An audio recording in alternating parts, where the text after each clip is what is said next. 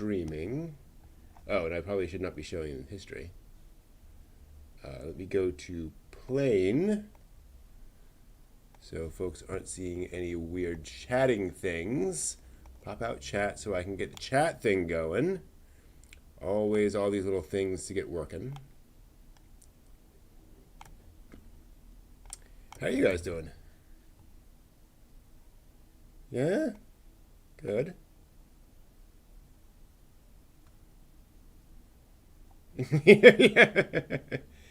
Yeah. Mm-hmm.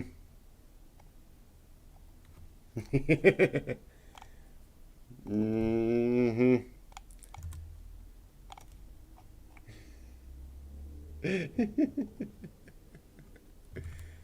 Mm-hmm.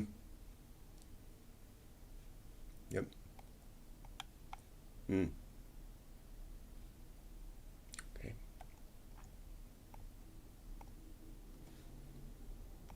Mm-hmm.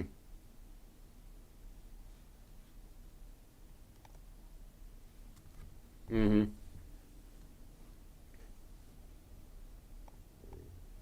Wow. Mm-hmm.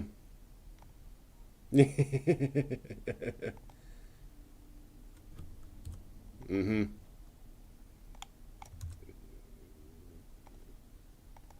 Mm. Yeah. Mm-hmm.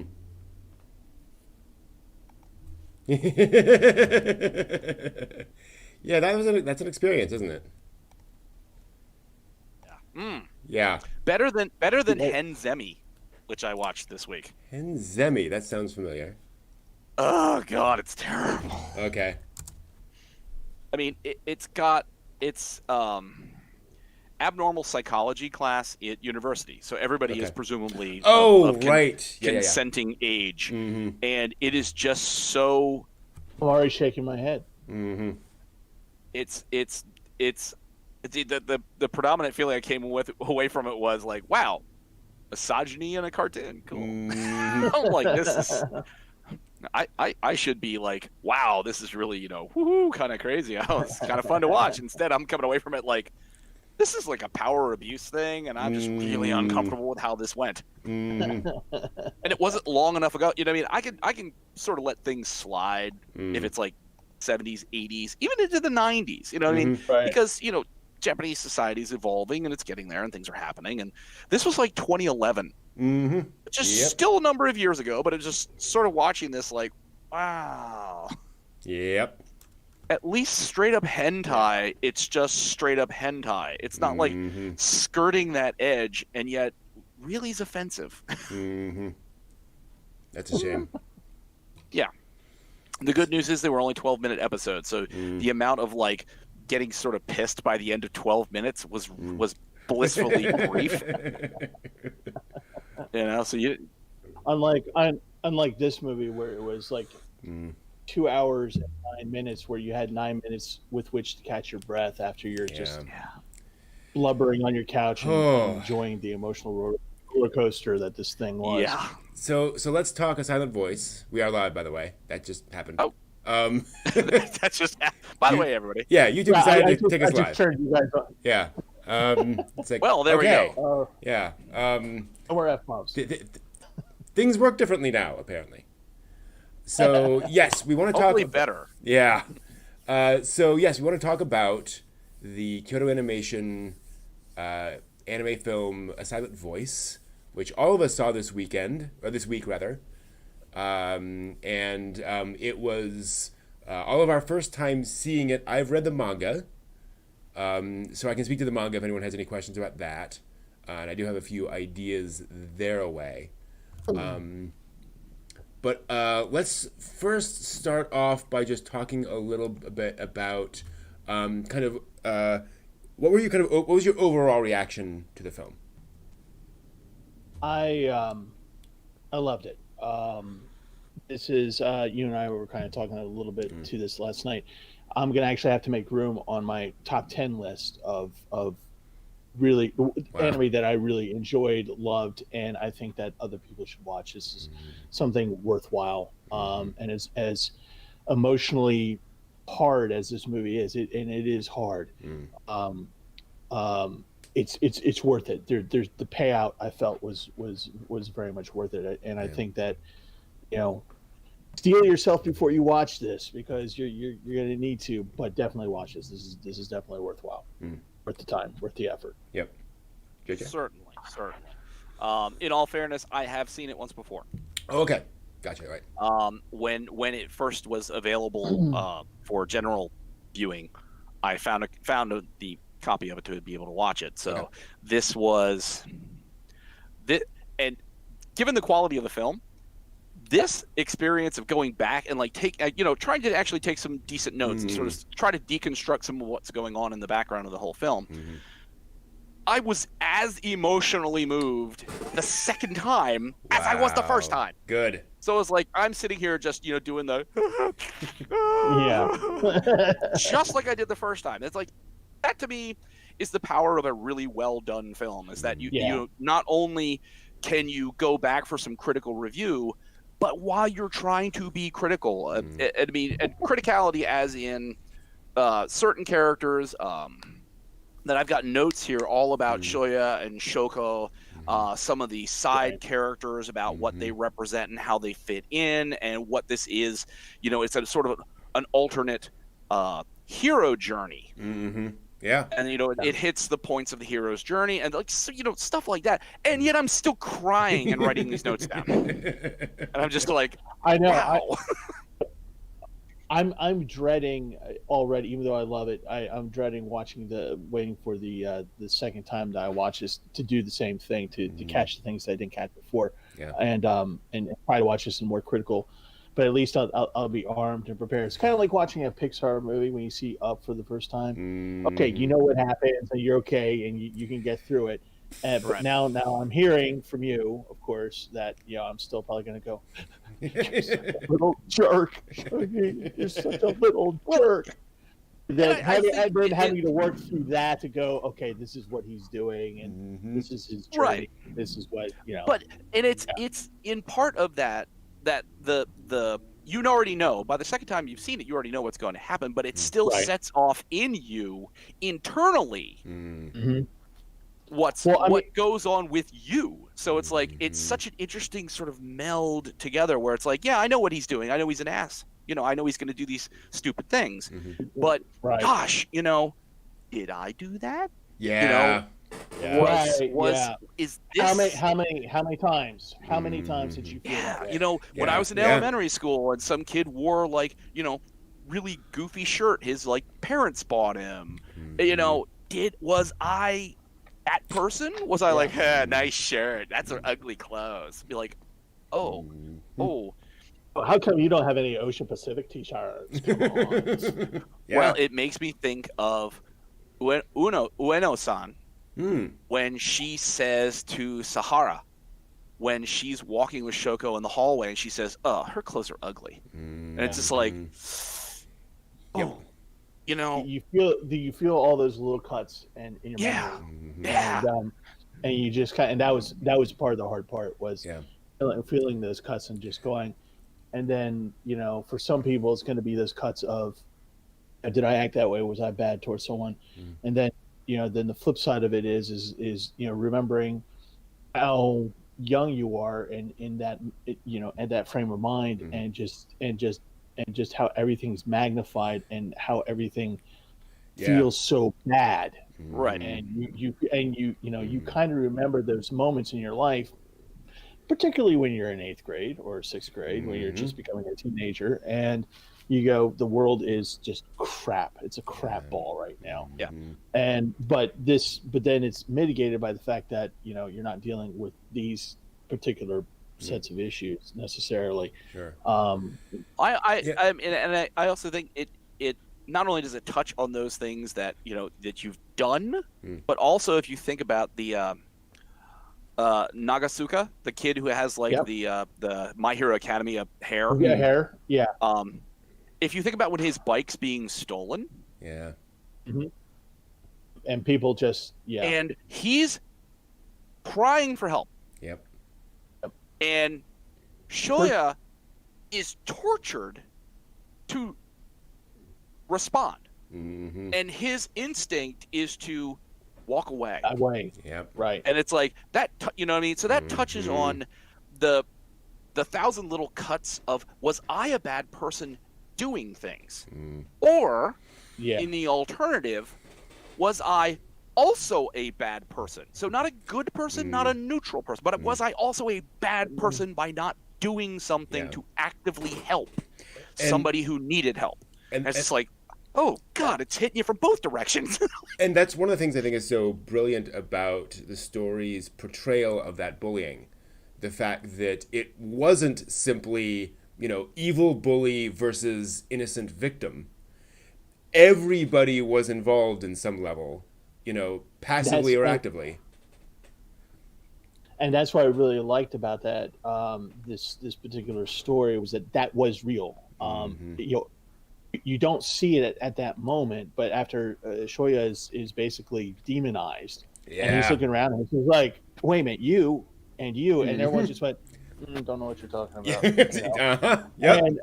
And they did that to him, and it lasted for years. And then you come to find out that damn near everybody in that group at that moment, at that time, with that one deaf girl, is all doing the same thing, really, that he's doing it, just in different degrees. And for him, for Shoya, it's the ultimate degree of just like, I can't do this anymore. I'm going to jump off the bridge at the beginning of the anime. But for each one of them, it's their own little journey of trying to get back to this, and he's just kind of like the nucleus of this, of bringing people in. Well, I mean, it is the hero's journey, because there's the trial, there's the expiation, there is the return. You know what I mean? It's that classical piece.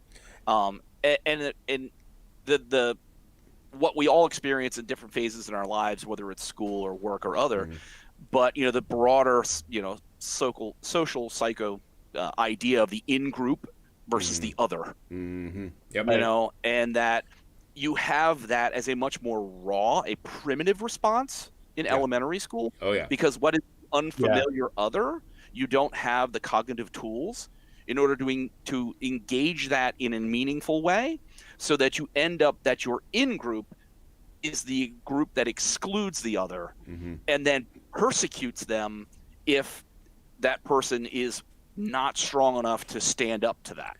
And this is one of the amazing things, is that, we've certainly seen, stories about bullies, either, direct school bullies or, the gang or whatever.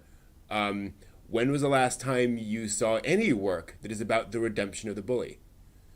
Where this is, he was the instigator of all this. He was a kid, since, you understand it. Yeah. But still, that was very much it. And this is about him realizing, wow, I really was a terrible person, and I should do something about that. It's and I really think it's amazing. Interesting that at that moment, right before everything goes downhill for Shoya, there's that moment where if he just acted, obviously if he had acted quickly enough, then this movie would have gone from 2 hours 9 minutes to 15. Right. But, well, isn't this what I always say, is like, if you're a writer, you're terrible at it, because you could resolve the entire plot within like 10 minutes. Be like, ta-da, it's done. He's better now. We're all good. But Shoya is starting to get out of his seat, and his hand is trembling to raise it and say, yeah, look, it was please. Yeah. It was me. I was the thing.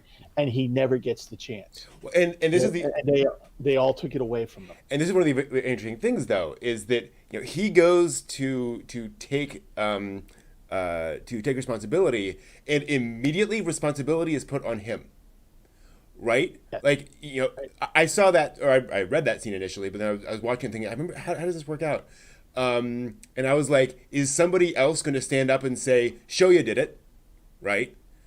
Or is this going to drag out? Because in the manga, it actually goes a little bit longer, where they say, look, these hearing aids are effing expensive. Yeah. This is a big deal. You are in trouble, whoever this is. This is not just a matter of whatever. 8 of them in 5 months. Yeah. And there's a whole other thing going on there. And so I love the fact that even if he had taken responsibility, that scene might have played out basically the same, because the teacher would have basically said, "Oh yeah, well we know it was you all along anyway," and everyone else would have piled on. And so he didn't even get the opportunity for redemption, despite being this 11-year-old. Yeah. But I mean, in all not in all fairness, but looking at generally the way Ueno, and as much as later on, it's not kawaii, it's kawaii, Kawai, kawaii. Kawaii. You know what? She is just as much in that boat as Ueno is. The whole, oh, you made her cry now. It's like, dude, you manipulated that entirely. Not by, oh, I'm just an elementary school kid and I don't understand what's going on and I'm crying, which, there's plenty of things you've seen that before. Somebody gets yelled at and they start crying because they're a kid. That was purposeful manipulation. And she ends up, in a connective point with Shoya when he was aware of that manipulative move she made and yet peels the X off of her personage to engage this person, despite the fact exactly the kind of person she is, and she is not in any form or fashion like Ueno. She doesn't show any sort of remorse or any sort of particular awareness or self-analysis of what she's done to sort of internalize her actions in the way that Shoya does. So I want to talk about this. Because I want to talk about Naoka, the girl with long black hair. One of the things that surprised me the most about this story, both anime and manga, is the fact that she remains in their group. Because she is the most unrepentant of them all. She is the one who most bullied Shoko, and she is the one who still doesn't like her. And still won't spend, just kind of, Sorry, it's Ueno. That's what I'm looking for. Like, wait a minute. Sorry, I'm thinking first names. Sorry. My bad. It's fine. My bad. Go ahead. And I know I kind of resisted that, the idea that she really needed to, be punished in some way. But ultimately, this is a story of forgiveness. Right? That is the ultimate thing that everyone is looking for, really, in some way in this story. And ultimately, the characters, I think, are kind of like, I don't like that about you, but ultimately, we can look past that and still have a relationship with you. And I also appreciate the fact that in the film, it shows that she's learning sign language at the very end. Yes. To give that hint that, okay, there's something going on in her head. Now you've got, what is it? Baka. Baka. No, actually, it's this. Yeah. No, I can't do that. I don't have the magic. I think it's the reason why it's so palatable for her to still be that way through the course of the movie is, for me, the sense I got from her. She was wrong. She was a bully. She did all these things, and part of it for me was the discussion she had with Shoko on the Ferris wheel, where she was flat out honest. She was, except for the very beginning, honest about this whole thing, about how she felt about it, how she felt about this girl, didn't like her, felt that this girl was taking stuff away from her, and just outright never really lied about how she felt about it, about the whole situation. She hated the fact that Shoko kept saying, I'm sorry. And it's just like, why are you saying you're sorry all the time? I'm sorry too. I got crap going on in my head. This is the Ferris wheel conversation. I've got crap going on in my head. I've got all this crap that I'm going through too. All right. There's stuff that I am dealing with over here, and it sucks. And I understand that you have something going on that sucks, but I still hate you. There's a certain level of honesty, and I think that the entire group understands that. And I think for her, the forgiveness is what she's asking. What she's really looking for is the one moment when, as she's sitting next to Shoya in elementary school, where she could have just said, "Well, yeah, he's the ringleader, but you know what? Mm-hmm. Now, this person, and this person, or at least very herself saying, "Yeah, I was in on it too." And I think that's what she's apologizing for. She's apologizing for her own part of the whole mess. Mm-hmm. And that's why the group is understanding of her and bringing her in. But I'll be honest, I would be like, yeah, I'm gonna keep it away from that. I'm just, well, I mean, and that's the thing is like for where you have this show is sin and redemption. Mm-hmm. It is not very poignantly addressing the issue of absolute forgiveness. Oh. You can have Shoya redeem himself, but what is blatantly clear is he cannot undo what he has done. Right. Yeah. And he lived with that burden. And as much as Shoko likes him, and now is starting to understand more about him, he cannot undo the damage he did. When he looks at her one ear with one hearing aid and looks at the other with a scar. That is a consistent and constant reminder that he can seek forgiveness, but redemption is your journey. Yeah, exactly. Somebody who is, going to forgive you however, you live with the fact that you have made an unchangeable path change for those people. You know what I mean? You have adjusted the way that their lives are going to go, and there's nothing you can do to stop that. It's one thing that obviously they didn't have time to get into in the anime film, but in the manga they get into Shoko's mother, the battle axe. Very interesting character. I thought. Yeah, and they. I mean, I love his mother. You know what I mean? I wish they had done more with her mother. Her mother, yeah. Shoko, not Shoya. Yeah, because one of the things they kind of get into later on in the manga is that she has spent the past 12, 15, 18 years of her life battling with a world that is at best indifferent to and at worst actively against her daughter. Since we're in spoiler mode here, the reason she's raising Shoko and Yuzu on her own is because her husband's family divorced her for having a deaf girl. Right.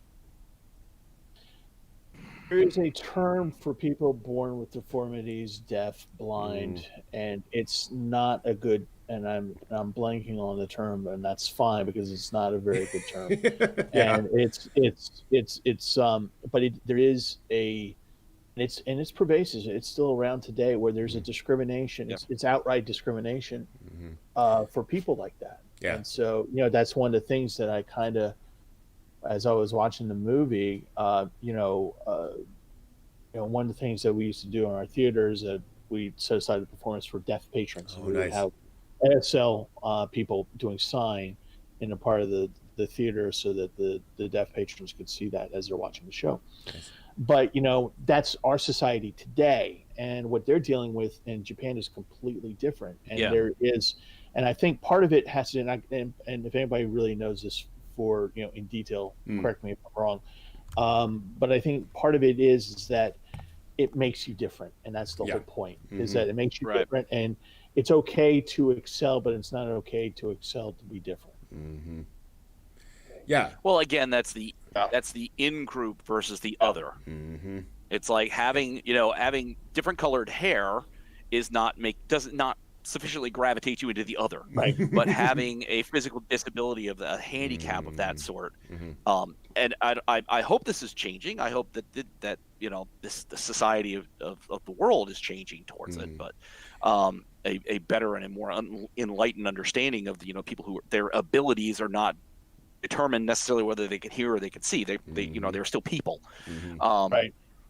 But I remember years ago reading stuff that said Japan still was lagging behind in dealing with services rendered to people who had various handicaps, that it was still very clearly sort of under the carpet and kind of just, don't pay attention to it. It'll be fine. There's an article I read, so I'm not speaking for it, but who described this. There's a manga that came out a while back about a woman who had a son born on the autism spectrum and the challenges of that. and said one of the difficulties is in a society that that very much rewards fitting in with a group. When you are, by who you are, inconveniencing people, right? Like they have to do things differently to interact with you. There's kind of a fundamental sort of problem there. That becomes difficult fundamentally for the person saying, I feel bad because I can't just be an average person. I have to constantly ask people to write in my notebook or whatever. Yeah, Shoko's notebook. Right. Yeah. Notebook. Yeah. And it's tough. Yeah. So yeah, that's gonna be that was a really interesting thing. I also found it really interesting. Some of the overall, just sort of the overall direction and editing of the work. Given this is a 7-volume manga, this movie never felt rushed. No. It felt like a really. I thought the pacing was perfect. Mm-hmm. Absolutely. And especially in a story where you are taking your time with scenes. When you are taking, spending time with them on the bridge. This is something. This is not an action movie. Like you have to really soak in some of these sequences. And there's a lot of characters.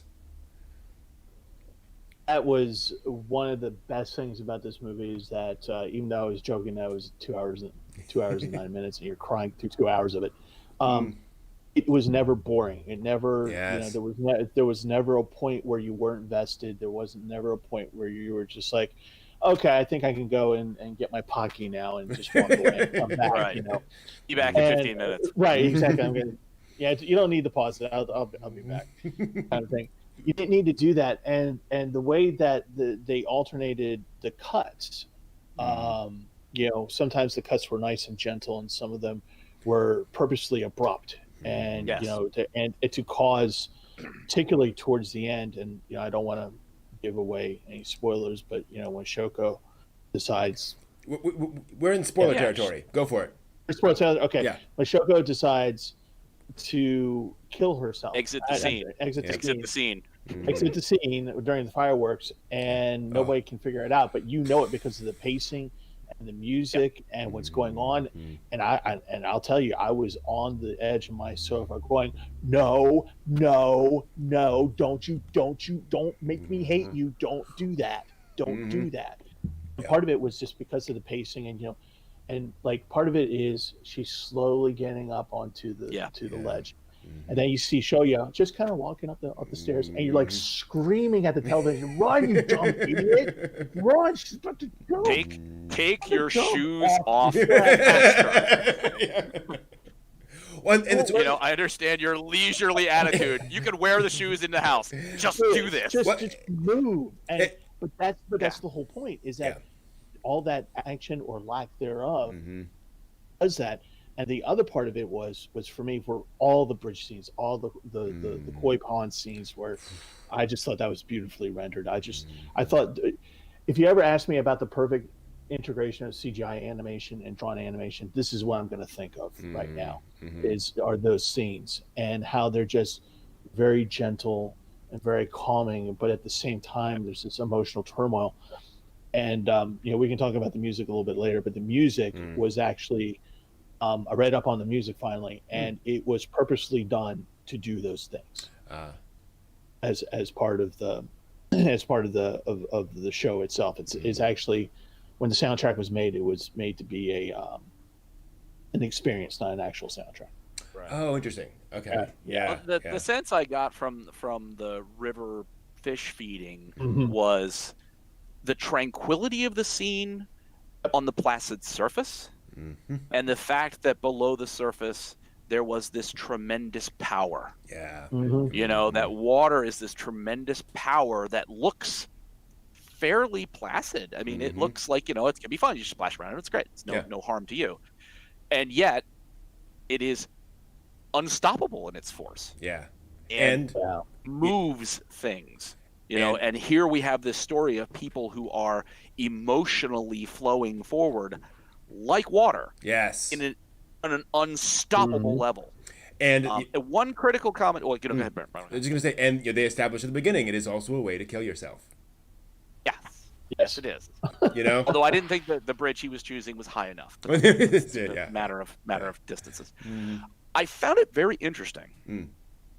Psychologically, the idea that attractive people garner more attention, Mm. and that this story was not told by average-looking people. Mm. Mm-hmm. Shoya is kind of average. He's got the little beady eyes kind of thing going on, so he's sort of generic-ish. Mm-hmm. But all of the female characters involved in the show are all attractive, and they're eye-grabbing. Oh, I mean, halfway through, this threatens to turn into a harem series.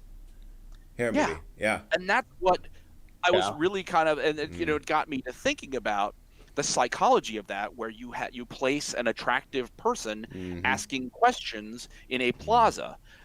They get more responses than an average-looking person, and I'm not quantifying what average or good-looking, whatever people's personal preferences are. But objectively, for these studies, it was somebody who was attractive versus somebody who was average-looking, and the average-looking person did not garner the same attention. Mm-hmm. So I thought this is a very interesting story, because the story itself is amazing. What would happen if you made everybody normal, everybody average looking? Mm-hmm. Would you get that same connectedness to Shoko if you didn't find her kawaii or moe or whatever you want to whatever, or any of those girls? Would you pay that much attention? And that's where I thought was very interesting, their progression of Sahara. Mm-hmm. That she started off as a sort of a chubby little kid, and that as she grew up, both emotionally, presumably, and just in general, she elongated and became this very tall and attractive girl, and you're paying attention to her because she's this tall, attractive girl like everybody else in there, and it's like, the only person who really wasn't attractive was the guy who looked from Nagasuka. The little Boku no Hero kid. Nagasuka. He had that averageness that I'm not, what I mean, that just from the watching perspective, I would be curious to know if you could make the same series with people who looked average like him, if it would have garnered the same kind of reactions and the same kind of popularity. I hate to say that, but no, I think there's a point to what you're saying here, because that particular character, I found that the reason why that he, to me, the reason why he was drawn that way was because when you look at the overall movie, where is the comedic effect coming from? It's coming from the guy who does not look like everybody else. Yeah, it's coming from the guy, and he's he's good-hearted, and he's good-hearted natured. He was never part of the whole, the whole mess. Yeah, and he was kind of outside of it, but he came into it, and he was one of the first ones but he was one of the more easier ones to go back to Shoya and go, okay, I know you were crappy, but you know what? You're my best friend. And that means something. And I think that might have been intentional. What you're pointing out is making all these people looking beautiful, and maybe making the beautiful people was the point, to make them average, and to make this one character not average because of his stuntedness and the way that he went through the world. Well, what I find so interesting is that Shoya and Shoko, well, less so. Shoya definitely, basically all of the male characters look very much like their designs from the manga. All of the female characters look like they come out of K-On! Yeah. Ueno with the long dark hair. It's just kind of like, wow, the biggest thing. And I just found that intriguing that they went in that direction, because the male characters do feel a little bit more, I don't want to say normal, but they do feel more like the kinds of kids you would meet in school, right? Whereas pretty much all the girls are really cute moe girls. Yeah. And again, that there's an element of that in the manga too, but it's interesting that they kind of went in that direction. Not sure why. We know why, but Well, I mean, and there's much like the metaphor to water being a powerful flowing force. I don't know. I haven't read it. I can't tell you, but it would be a curiosity to see whether somebody actively said sometimes beauty is perceived as an inherent good.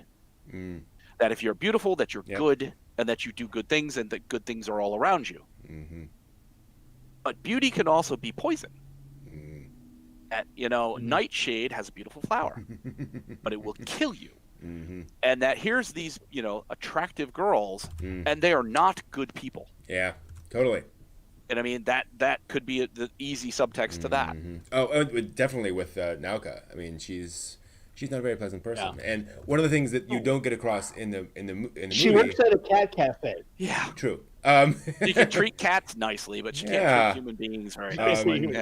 One of the things they don't get across is that in the manga, she sees Shoko cleaning off Shoya's desk. Yeah. And realizes that thinks that Shoko's in love with Shoya. And thus Shoko is muscling in on her territory, basically. Right. Because Nauka's been in love with him since they were, 6 or whatever. Yeah. So that's kind of where a lot of that comes in, is all of these, kids seeing things and making assumptions about each other. And because Nauka is the pretty girl, and everyone kind of fawns over her and she can do no wrong, she can lead the pack in doing pretty much whatever. Yeah. And I do love the fact that ultimately one of the lessons is, and there's a line in there of what goes around comes around. Ultimately she is kind of the outsider of the group, right? At the very end they're like, we tolerate you, we'll hang out with you, but nobody really likes you anymore. Well, it's also very interesting that Shoya's former friends, his two buddies from elementary school. The one whom he runs into at the amusement park. They apparently show up as, I'm assuming, part of the rescue team. Yeah, but Shoya dumps in the drink. Nauka tells him, Shoya, that those two rescued him out of the river. Yeah, but they didn't want him to know that. Right. And do you notice they never come around? No. Ueno-san, she's orbiting somewhere in there, in her malicious orbitness. And Kawaii, whatever the hell, that girl, the girl that had the glasses, the hair, blonde. She has inserted herself and ignored what happened. Great effect. So you see like some parts locking back in kind of an interesting kind of way, but those two guys never lock back in. And it's like, that's an interesting redemptive story in and of itself, because Ueno-san, you could argue this is the closest to redemption she's gonna get, is to interact with Shoko, even though it's not friendly, even though it's not going to be something where they're going to braid each other's hair and bake cookies. Right. It's one of those things where at least she's coming to terms with what's happened, what she's done, and yet his male friends, there seems to be nothing in there for them to have their reckoning with one another. Yeah. Because I think they already had their reckoning. Yeah, they dumped him in the pond. They dumped him in the pond, but when you watch the sequence after his failed suicide attempt, and then it goes into the Who Is My Generation, which does this great clip of him showing Shoya as the big man on campus, and he is really just he's bullying the one friend, the one with the interesting mullet, the mullet. Yeah.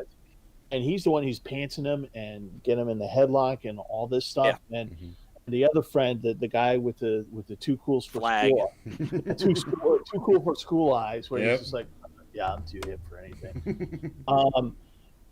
He just kind of goes along, and I guess once he decided that he didn't need to be the second fiddle anymore, once Shoya got his just desserts, that particular little dynamic said, oh, you know what, Shoya, you're on the bottom now. And so he's on the top. So, the flag boy is on top. Now he's not playing second fiddle, and he's driving whatever little group he's in now. And they just totally left him. And that's and the reason why they never came to a reckoning or never came to come back to really be, hey, forgive us, is because they were the victims of Shoya's bullying for so long. They just said, that's a good point. We're the bullies now. Yeah. So they're the bullies. And the reason why they don't want Shoya to know that they rescued him was that,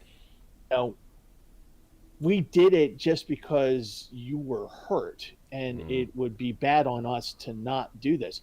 I mean, I could totally see them doing what Shoya did, which was, oh, look, did it go Shoya? Boom. Yeah. Still alive. Did we do anything? Poke him with a stick. But in the end, they actually go, yeah, well, I guess we're obligated to do this. So they pull him out of the river, but they don't want any thanks. They don't want anything from him. They're like, or is that in and of itself their reconciliation? Maybe that's it. Maybe they say, okay, we're all equal. Pulling him out of the drink says, okay, you know what, we're even. Yeah, that's it. We don't want to talk to you again. We don't have anything to do with you, but that's it. We traded back for what we did to you. Now we've done this stuff, and there you are. Yeah. Uh-huh. Speaking of that, I wanted to bring up something. I don't want to turn this into manga versus anime, although that can be interesting. There's one thing that the manga did that I wish they'd kept in the anime, and there's one thing the film did that I think was better than the manga.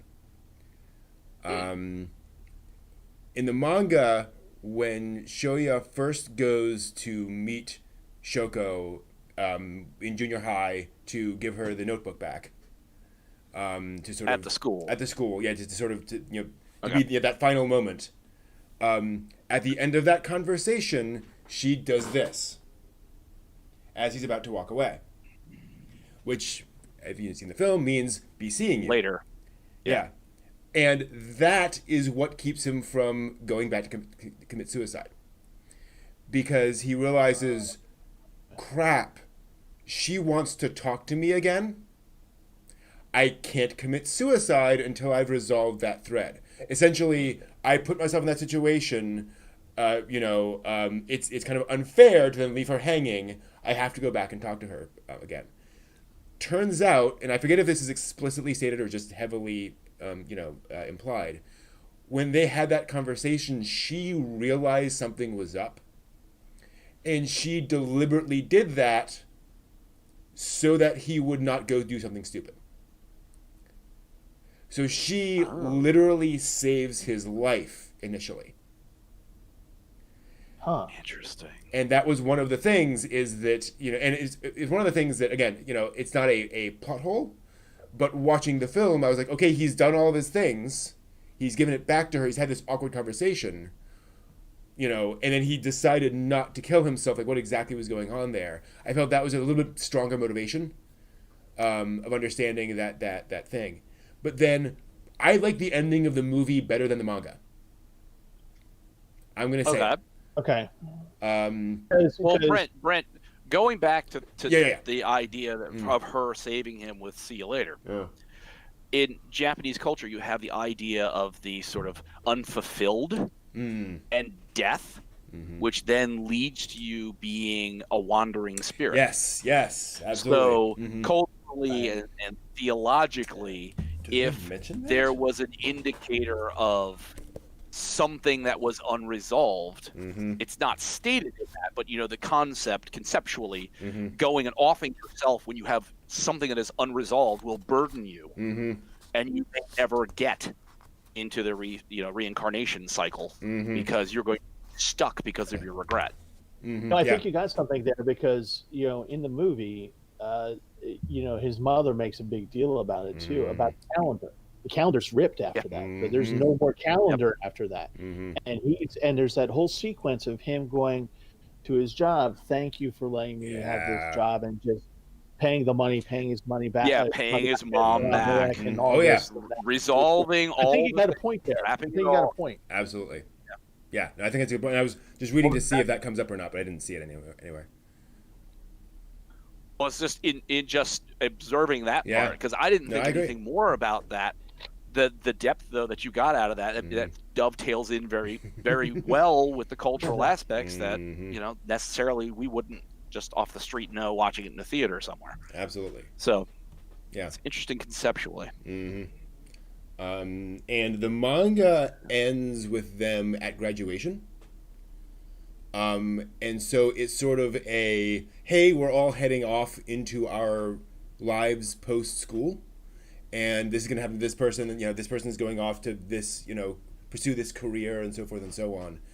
And it ends with Shoko and Shoya basically hand in hand going through a door saying, I'm looking forward to our future together, whatever that may end up being, wherever we end up. And that's how the manga ends. And I felt that the imagery of the film ending of him finally, taking the hands off of his listening voice, blah, blah, blah, and finally opening himself up to the world was a much more satisfying sort of ending to that. It's nice in the manga to say, oh, she's going to do that, he's going to do that. That's where they're going. But I thought just, and again, film different than manga. I think for a 2-hour experience, it's more satisfying to have that kind of button on the end of everything. That's what I was talking about earlier about having a good payoff. Mm-hmm. And that was it, because, throughout the thing that you are purposely annoyed by the fact that he's decided to blank out everybody. I mean, just imagine just, going through life like that, like a weird kaiju, and just going, and at the end, and like there's a great scene where they're at the park and he's looking around and he goes, wait a minute, and it's really got yeah. Oh yeah. And am I allowed, because I'm such a freaking horrible person? Yeah. Is it okay to be happy? Is it okay to enjoy these people around me and just to be here and not doing this to them and just being okay? Is this okay for me?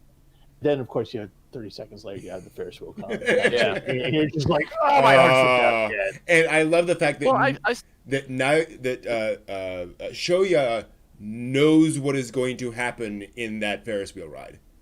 Like when those two get in, he's like, oh crap, everything is going to come down now, and he's right. Which Yuzu knew. Oh, just take my camera with you. Oh boy. Can we talk? Which I was kind of surprised that didn't end up on the internet, like him jumping off the bridge. Yeah. So I don't know if you noticed this. Yuzu did not get in trouble for stealing her sister's shampoo. She got in trouble for posting that video online. Video done. Yes. Yeah. Shoko was not happy about that. No. One of the interesting things I thought about the X's on the face, the Xing out of the classmates, teachers, etc., is it's part of Shoya's progression. That some of it is his desire naturally to disappear because of everything that's gone on. But it's also his progression from the manner in which he dehumanized Shoko. And that the X's on people's faces are a means of his escape, but also a means of him dehumanizing those around him. Yes, so absolutely. it makes them not people because people hurt him. Yep. So that as these X's peel off, he's catching a glimpse of people. He's starting to figure it out, and then everything sort of snaps back in again. And you see that sort of vacillation in that. But it's looking at it, it's like you really sort of start to figure out there. It's like those X's are not just purely plot driven for this little thing. It's the fact that he himself did not value the humanity of those around him. And even at that stage where he's like deeply troubled with what has happened, he's still struggling against the dehumanization of those around him. And he's slowly, Shoko is the focus of that, where she is humanized, and then slowly people become humanized out from that. It is one of the most brilliant things about this is that it is not simply saying, it is basically saying that bullying goes deeper. Right? That behavior has all sorts of psychological ramifications which will out. And that is how they out in him, in this very unhealthy reaction to what was going on. And again, in contrast with Shoko, Shoko remains open to the world despite all the horrible things. And I don't know, and I'm sure you guys, connected with this, but Shoko obviously came from some other school where she was bullied and then had to leave, and then went to another school where she was bullied and had to leave. But she still shows up, and she still. Another thing that's in the manga, not in the anime, but I think kind of comes across, is that she smiles because that's the best way she can remain open. Cope. Yeah, it's hope. Cope. Yeah, cope, exactly. But then there's the Ferris wheel. Right. Where she goes to Noka and goes, no, you don't understand. You don't understand. It's okay. I'm saying I'm sorry because I hate myself. Mm-hmm. And, yes. when she says that and you're just like, you're crushed because all you see up until that point, not all you see, but what you see from her is smiling. I'm sorry. It's okay. Use of the hands. How about when she's cleaning his desk off? Yeah, and she's fighting him. Shoya comes in, and he's like, "You're disgusting. Get off me!" And she throws him down, and she's just saying, "I'm doing my best." Yeah, and it's just like, you just want to go. That's when you just want to go click. Yeah, okay. yeah. That was I'm just talking about it. No kidding. Yeah. No, and that's the thing is that smile is her shield. It is her front to other people. To seem nice, to seem like it is everything. And there's again stuff in the manga, and I keep referring to the manga not because the manga is all important, but because if you want to go deeper on this, it is there in the manga, about how she feels fake, that she is constantly putting on this smile, she's constantly trying to be nice, knowing that everyone is talking about her behind her back. She is aware of all of this. Coming up with a notebook. What are you talking about? Yeah. That was a tough moment. Oh God. Yeah. Yeah. Being so aware of exactly what they're talking about. Yeah. And yet.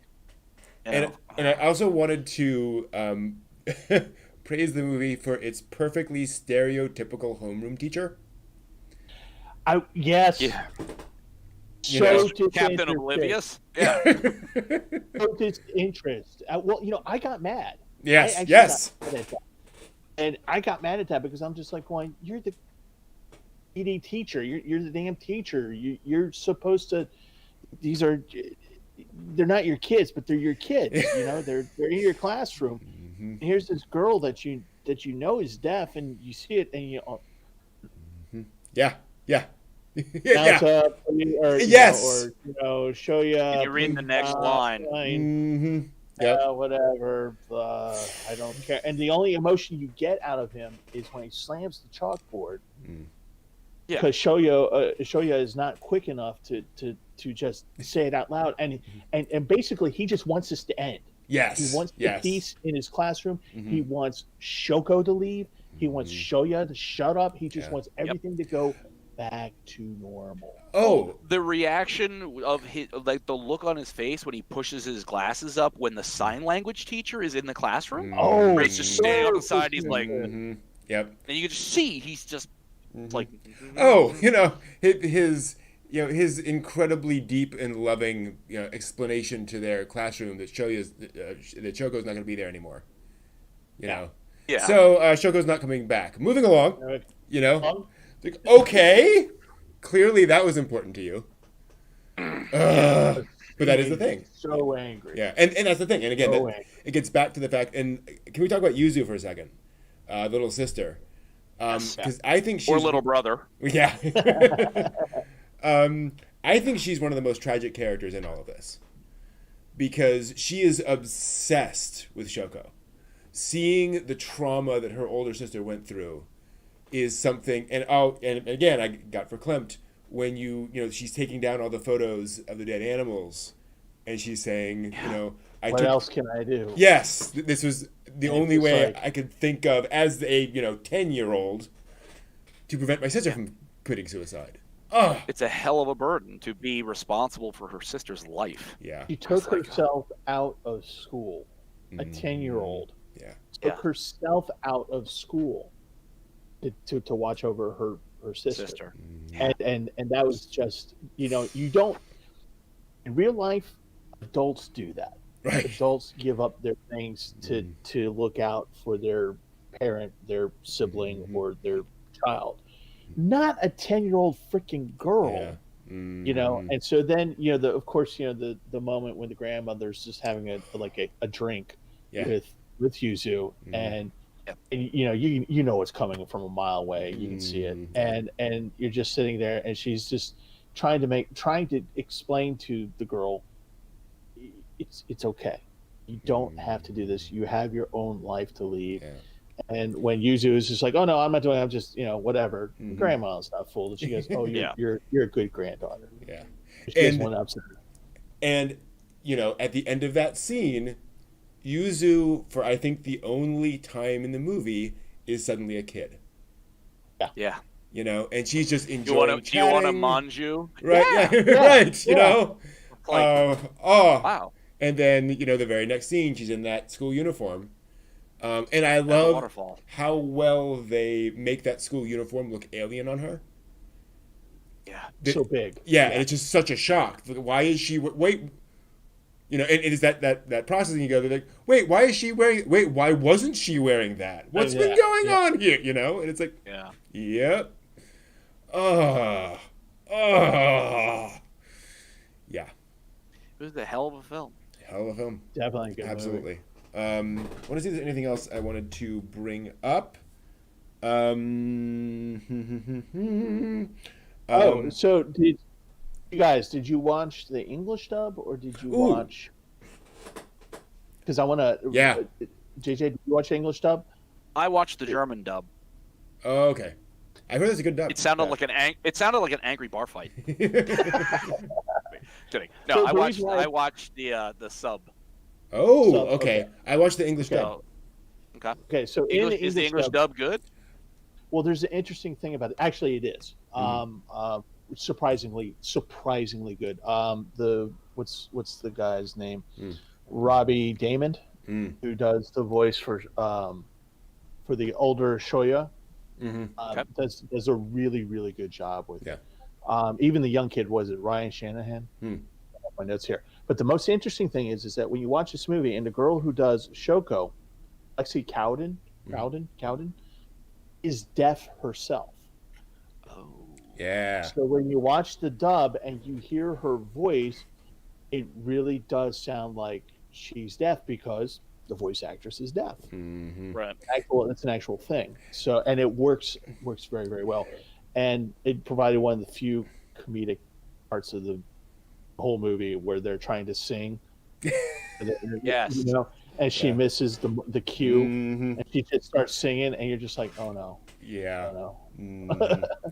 She is excellent in that. And I also appreciate the fact that, when she's a kid, she's not very good at speaking. And as she grows older, like, she gets better at that and more skilled at it. The other, comedic moment of the film, as sad as it can be, is when she confesses to Shoya, and he has no idea what she's talking about.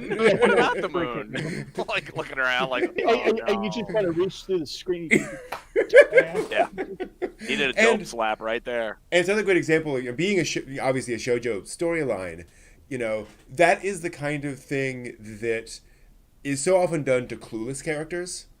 And I love that it's done to somebody who is trying his hardest, right? Like, there's nothing else. Well, I don't know about that. He is very open. He wants to know what she's saying.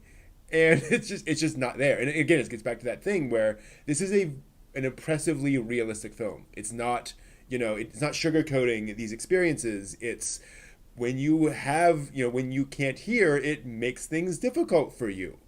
Yeah. Well, it's what makes it interesting what you're saying at the end of the manga. Yeah.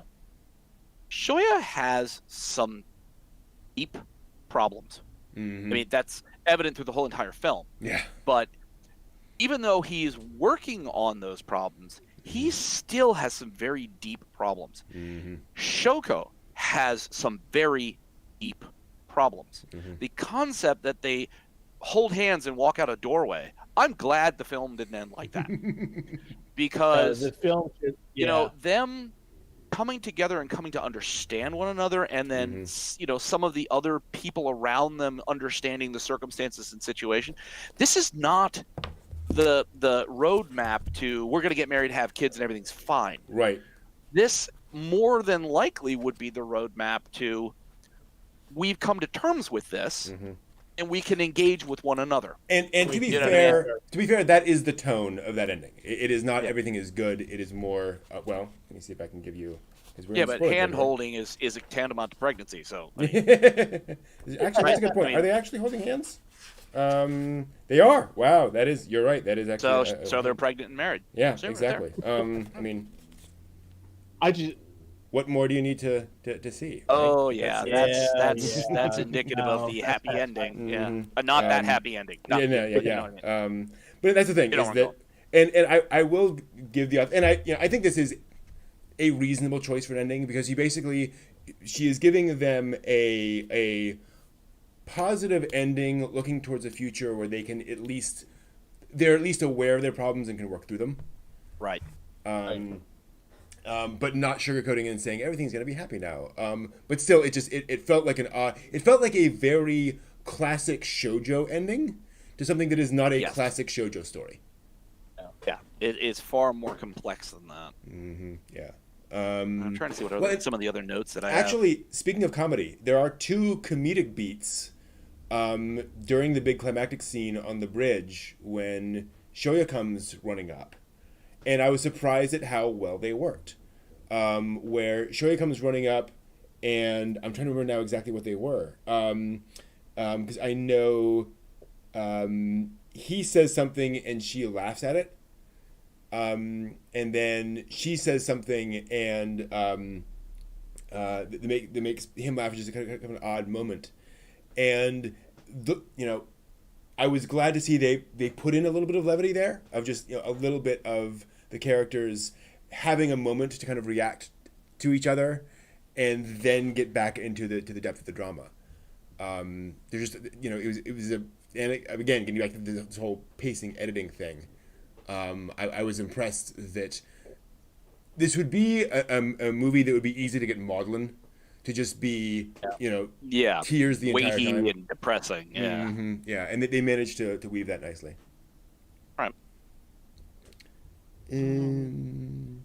Yeah. One of the notes I had was about literally the fall from the apartment. And how his attempt to so hard to watch. His attempt to save Shoko is it's the completion of Shoya's internal collapse. Yeah. And that fall is, if you want to theologically make it as akin to the fall of Lucifer. He's falling from this height. This sinner is falling from the height, and what he ends up is falling into water, symbolic of washing away of sins, and he emerges from the water into his new life. Yes. Where he saved her in his journey, the hero's journey. He's now been washed of some of his burden. Psychologically, he's not escaped from it, but he's washed from it enough to be able to function, and then he can move forward in the new life. It was a real big reset moment for him. Yeah. When he falls in and goes, the water's cold, and then he starts bleeding. And warm. And he goes, and warm. Yeah. And then he just kind of fades to black. I'm going to be honest with you. At that point, on the sofa, as I'm screaming, no, and wondering if my neighbors are going to call the 911, and screaming at the television, thinking Shoko's going to jump, and he kind of saves her, and he falls himself. I literally was like, oh great, she's going to jump down in with him too. Now it's going to end. This is how.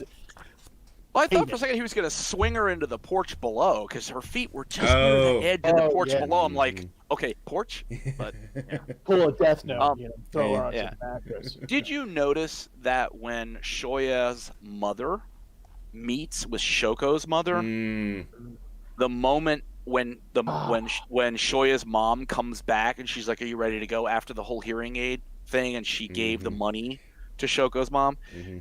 Did you notice anything particularly ear-related in that moment?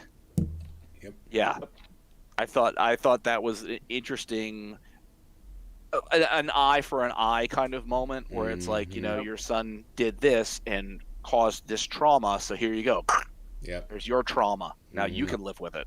Like, and I'm trying to remember if that's how it went down in the manga, or I can very much see that turning into a thing where Shoya's mother says, what can I do, basically, and the other says I can't do anything. Okay, like here you go. I love Shoya's mother. She is such a wonderful mother character, especially in that scene where she kind of breaks down over the bacon and eggs. Because and I love how she is like basically, so you tried to kill yourself, and tries to be as light as possible, and then as soon as he admits to it, how dare you?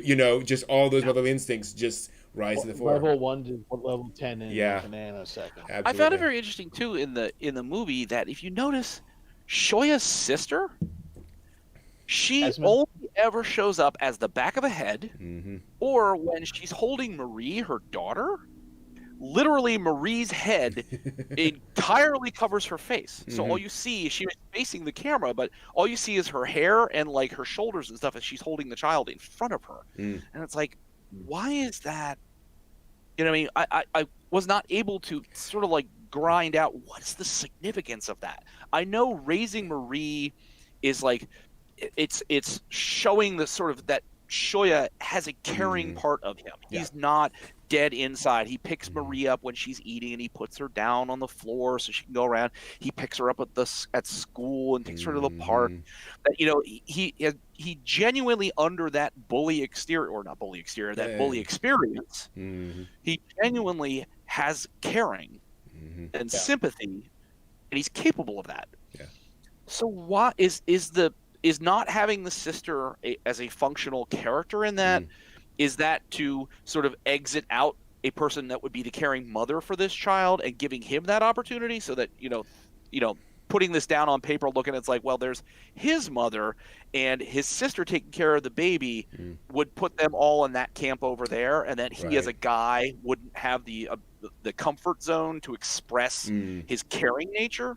So we need to take the sister and make her go do something else, and that way we can show that kind of connectiveness with the baby. I think narratively that is very much the point. I suspect, and again I don't remember, that her not showing up is kind of a running gag in the manga. That she's there, she's around, just that her face is never shown is kind of a running gag. Right. That she's around, but we're just never going to manage to see her. We see the Brazilian. Pedro, brother-in-law, for like a split second. I wish we could do the facial. I was just like going, "Whoa, what was that?" Dude leans in. You're like, "Who the hell's this guy?" The guy just open up the curtain. There's this dude just doing barbells and stuff, and doing then reps.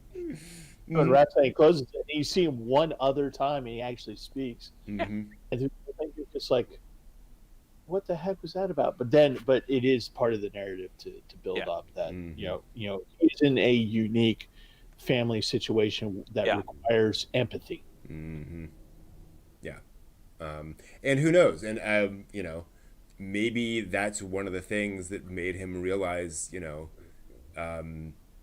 what he needed. Maybe having this little girl around made him realize, oh wait, I care about her. Why couldn't I have cared about that? That girl in grade school.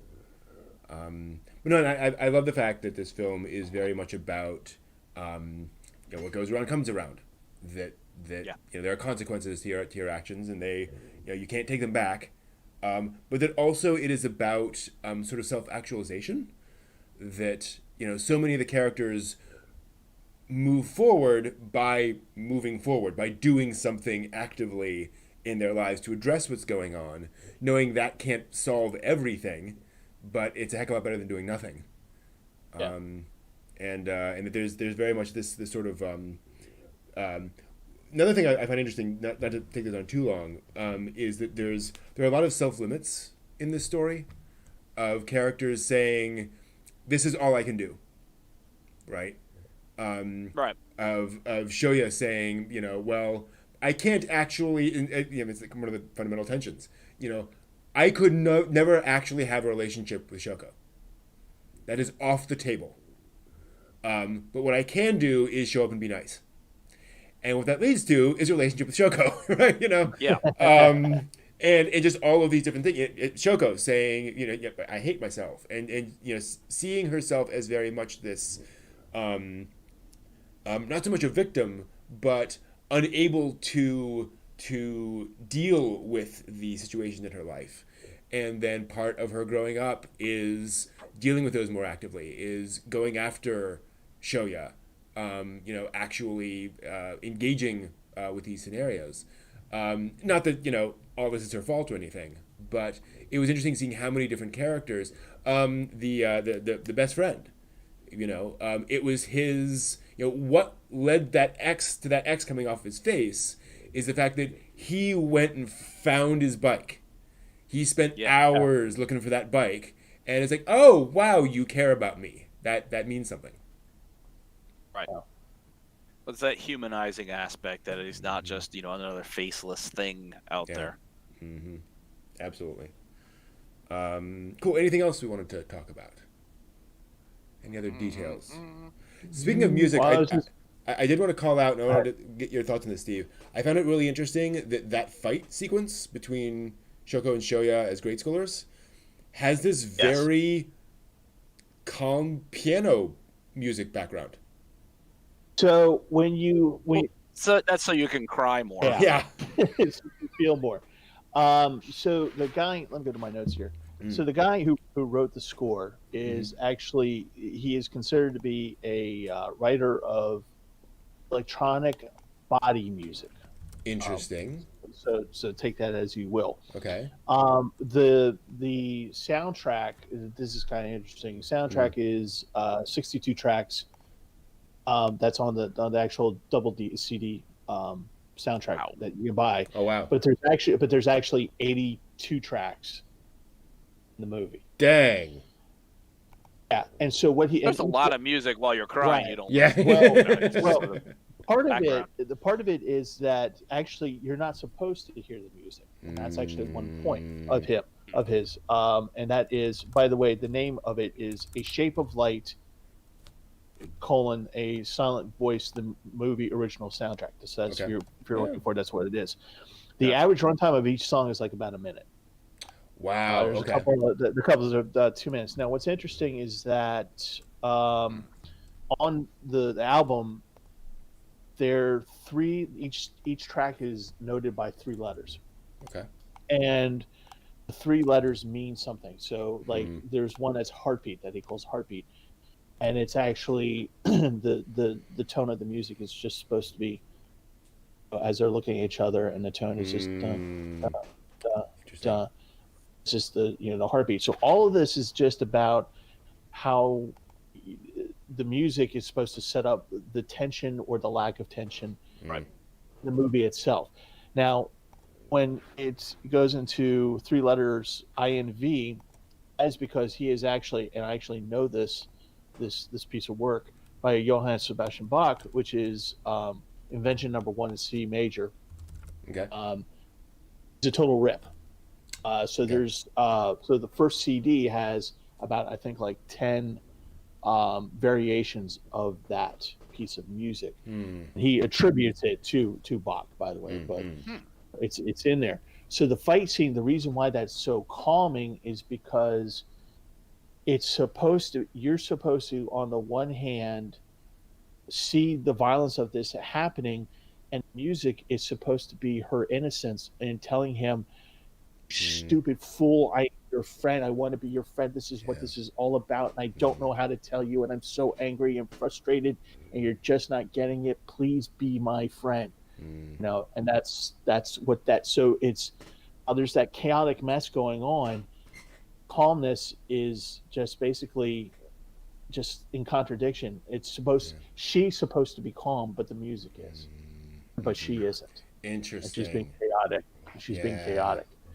And so the whole soundtrack is just these little things, and you actually have to pinpoint them into the movie. You have to watch the movie to understand the music, because the music is supposed to be the movie. Wow. It's supposed to be around her, and a lot of it is about her.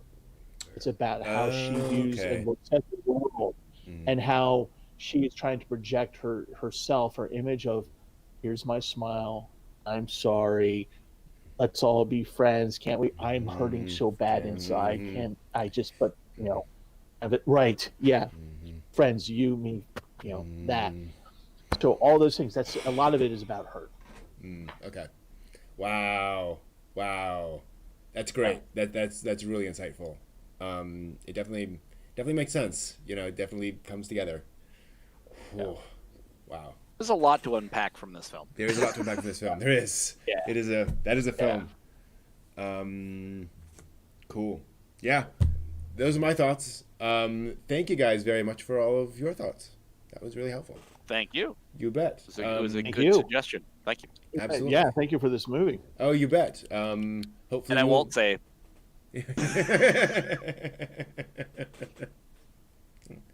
Now that I've learned that.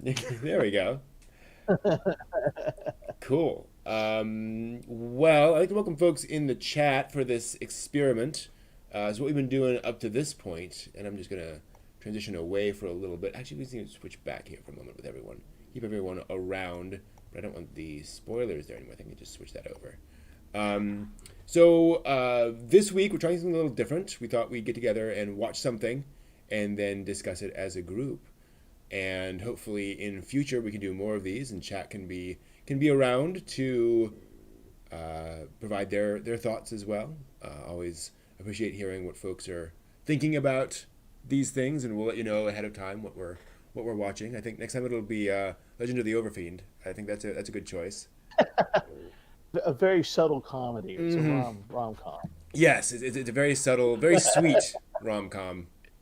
And for all the humor of it, I think between the three of us, we probably actually could give a fairly good breakdown analysis of stuff beyond just the surface level of what it is. Representations, inclinations, and other things. Yes, exactly. So, you're right. That you could analyze that. Yes, you could. Frame by frame. Oh, no. I want to keep my lunch. Thank you very much. Yeah, so hello, everyone. It's been... So I'm curious from you guys, how's your week been? What have you been watching and consuming in the past 7 days?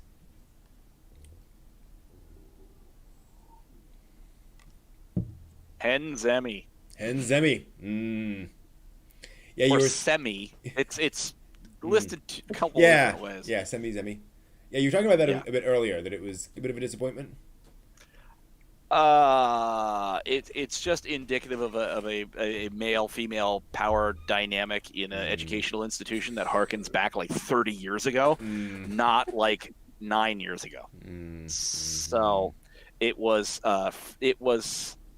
cute where it was trying to be cute, but the majority of the time it was really cringy. Oh, okay. Yeah. And the cute parts of it just were, even for 12 minutes an episode, were not enough to kind of carry how cringy the rest of it was. But I gave it a shot. For 12 minutes a shot, 13 episodes, I think. It was easy enough to get through quickly and then just go, oh, no. We'll be recommending that, it sounds like. Well, and then still watching Uzaki-chan wants to play. It's, that show's cute. It's just so cute and simple. And then Moragata High School, the Demon Lord at Demon Lord Academy or whatever it is. Watching whatever the current season stuff is, just sort of crawling through that at my leisure. Yeah. What would you say is? What would you say is kind of standing out for you most? Gata High School. I'm not a shonen fan. man, they put some effort into fights. Okay, Even I was like, wow, yeah. cool. I like the other shows. They're fine enough. Peter Grill. Oh, okay. It's again, it's also 12 minutes an episode. So if I'm just sitting at lunch, I can get through that and I can then watch something else. So it's fine enough. It's animated well enough. It's interesting enough visually. Storyline is kind of garbage. But it's just interesting enough. But God of High School, I just stop everything else I'm doing and just watch that. Yeah. I can't wait to see who's gonna beat somebody. I still gotta get to watch beat that. them down. It's just again, any of the fight scenes and a lot of other fight shows just doesn't. But this, I think Brent, you nailed it right on the head from that first episode where you said they really invested some money in these fight scenes. These people with the way whoever was doing their fight scene choreography, they did some work on that, and it shows. So. Yeah, I've been slogging through Angel Beats because apparently I'm a masochist this week. And you're being funny, slogging through beats. But so I'm just trying to get through it, and I just made the mistake because, of course, I didn't know exactly what a silent voice was going to be like, and I'm just like going, oh, good, okay, going from this to that. Okay. Yeah. And then quite a tonal shift. So at one point I was just like, okay, I gotta try something different. You know what? I need to finish. There's a lot of anime I need to finish up, a lot. And so I went back to Gate just because I knew it's not. Yeah, and I went back to Gate, and it was Rory Mercury for the win. I know, right? And I got to the. Actually, speaking of which, I got to the episode of where they're on Earth at the diet the spring, the hot springs. Oh God, yeah. Oh wow, yeah, that was good. Speaking of Roy Mercury, yeah. So I was there with that, and that was a much needed breakaway. And the other good breakaway Brent and I watched last night was it The Golden Bird? Yeah. Yeah, The Golden Bird, Cool. and it's a kid's cartoon, and it's barely anime. I mean, we were talking about it last night, and it was just. But there was that one sequence talking about action sequences. There was that one sequence in it where there's this gigantor, like, I don't have a better phrase, KKK looking armored bad guy. It's like 10 stories tall. It's true. And the cell count was so large that the movement was just amazing, and it does not fit anywhere else in the rest of the movie. I mean, nuts. after you watch A Silent Voice, you kind of want to see the drunk bird, the drunk bird that flies the hero around as their drunk Uber, and fight the witch with the cat bats, Neko bats. Those are important cat too. Bats, yes, cat bats. So this is Grim Dowa Kin no Tori. That's the one. Yeah. Yep. It is Golden Bird by the Brothers Grimm. It's a Grimm's fairy tale, heavily adapted into an anime film. Doesn't look anything like anime, like Steve says. The hero looks like Charlie Brown. Yeah. Oh, just straight up. He's straight up Charlie Brown. Wow. Just with hair. I was gonna say this. The cover art on my anime list makes it look interesting. Visually interesting. Actually, there is backdrops in this anime that are just kind of outstanding. Actually, like when they do the witch's castle. Yeah. And it's just backdrop. I'm just like, I want a T-shirt of that, and it just looks awesome. But then you get drunk Uber Bird and and the king who kind of seems like the leader of the Red Ribbon Army. Yeah. And wow, it was good. Weird. It was good. You're really selling me on this one. and it's a fun little thing, but it is a lot different than a lot of stuff out there. Yeah, a lot of kids anime. It's a great example of where, I mean, like we're talking about, if you thought all anime looked the same, here you go. but also like not all anime is for everyone else, but like if you have a younger brother or sister who's like grade school age, like this is a perfect thing to sit them down in front of. It's just a fun light fantasy adventure. There are no panty shots. None of that stuff. It's just very, very. I mean, it's straight up fairy tale. It's a fairy tale, and this is excellent for mom and dads out there. Who might be watching this, or if you're done with Paw Patrol, done with that nonsense. This is what you want to watch. This is what you want to watch. These are the kind of things you want to watch. Yeah, exactly. This and Catnapped. But I will always put in a good word for Catnapped. That is one of my favorite children's films. I have to show you guys Catnapped at some point because that is a children's film about two Japanese kids transported to a fantasy world of cat people, written by the writer of Serial Experiments Lain. Oh God. Yeah. It's just crack out wonderful. The whiskey now. It sounds like most of my thinking capacity would probably be like shorted out just trying to figure out what's going on. I also love it because it is one of those movies that just has like the complete fairy tale logic of just and we're not going to explain why these magic powers do these things. They can just do these things. Don't worry about the chemistry or the physics of it. But it does have that sort of dream logic to it to that extent. But we have teleportation magic. What about all the atoms? No, Heisenberg principle. No. It's just teleportation magic. Don't ask any questions. It's anime. Exactly. But no, it is legitimately like a wonderful children's film. It's just a very Japanese wonderful children's film. So that is a thing. Cool. Yeah, I can't think of any. So I have not been watching anime. I have been reading about anime this week. Hey, Spin. Mentioning, I mentioned this on the Discord. I got a whole bunch of articles about anime this week that I've been working through. So academic articles, journal articles, final papers, senior theses, all these things that I've been collecting over a while. And so I read like 50 articles about anime this week. Wow. Were any of them really entertaining, or were they just all very dry and informative? Neither. Yes. A lot of them were very dry and not informative. So a lot of them were, I need to publish something. I really like Evangelion. So I'm going to write an article about how there was literally one that said, okay, this is an article about the importance of character and how character is really central to fandom these days, as opposed to like the story or whatever.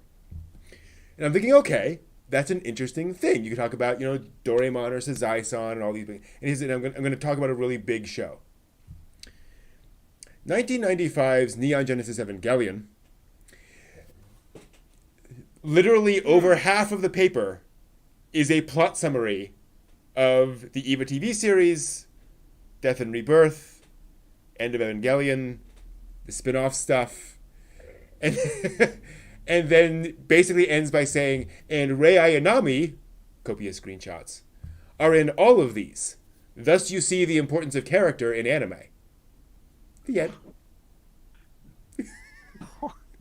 This is someone's thesis, or is this like a high school? I need 1,000-word essay, and I'll just do a synopsis of something and then add 3 words. I think it was like a graduate paper. Like it wasn't a senior thesis, but it was like a paper somebody wrote because they needed to show that they were writing something. It was bad. There was some interesting stuff, and I actually took down some notes on this. So one thing, there was some interesting articles on the idea of soft power. So you probably heard this idea that, cool Japan, instead of having, or in addition to having like economic power, military power, they have culture power, soft power. That anime is going around the world and people are consuming it.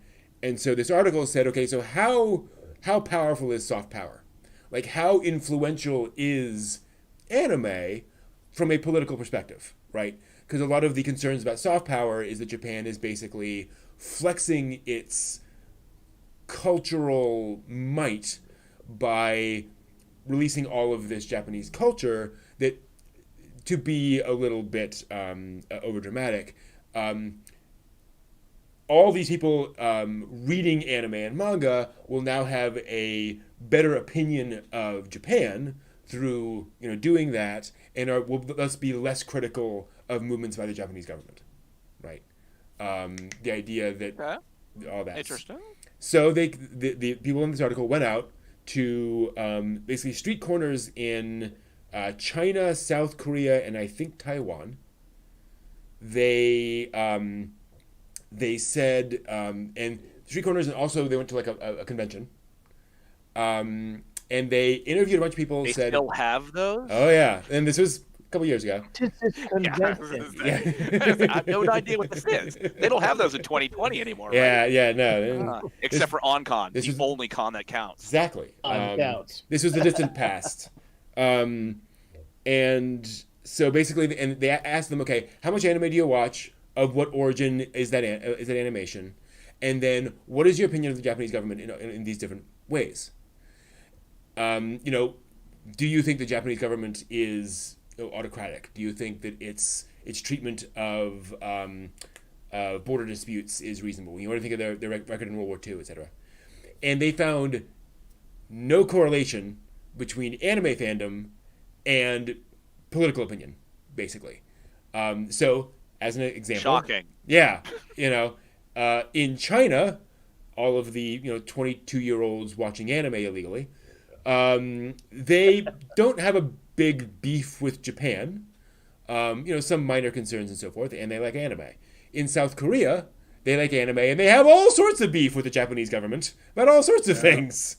And there just did not seem to be any notable correlation between those things. They said soft power isn't. I mean, yes, it has impacts potentially, but it's not brainwashing otaku into loving the Japanese government. That's just not really happening. However, Canadians, Canada land. Oh, true. Canada, okay, we will get to Canada land. Home and native land. Canada land is a thing, and that is as a part of this. So a couple other things.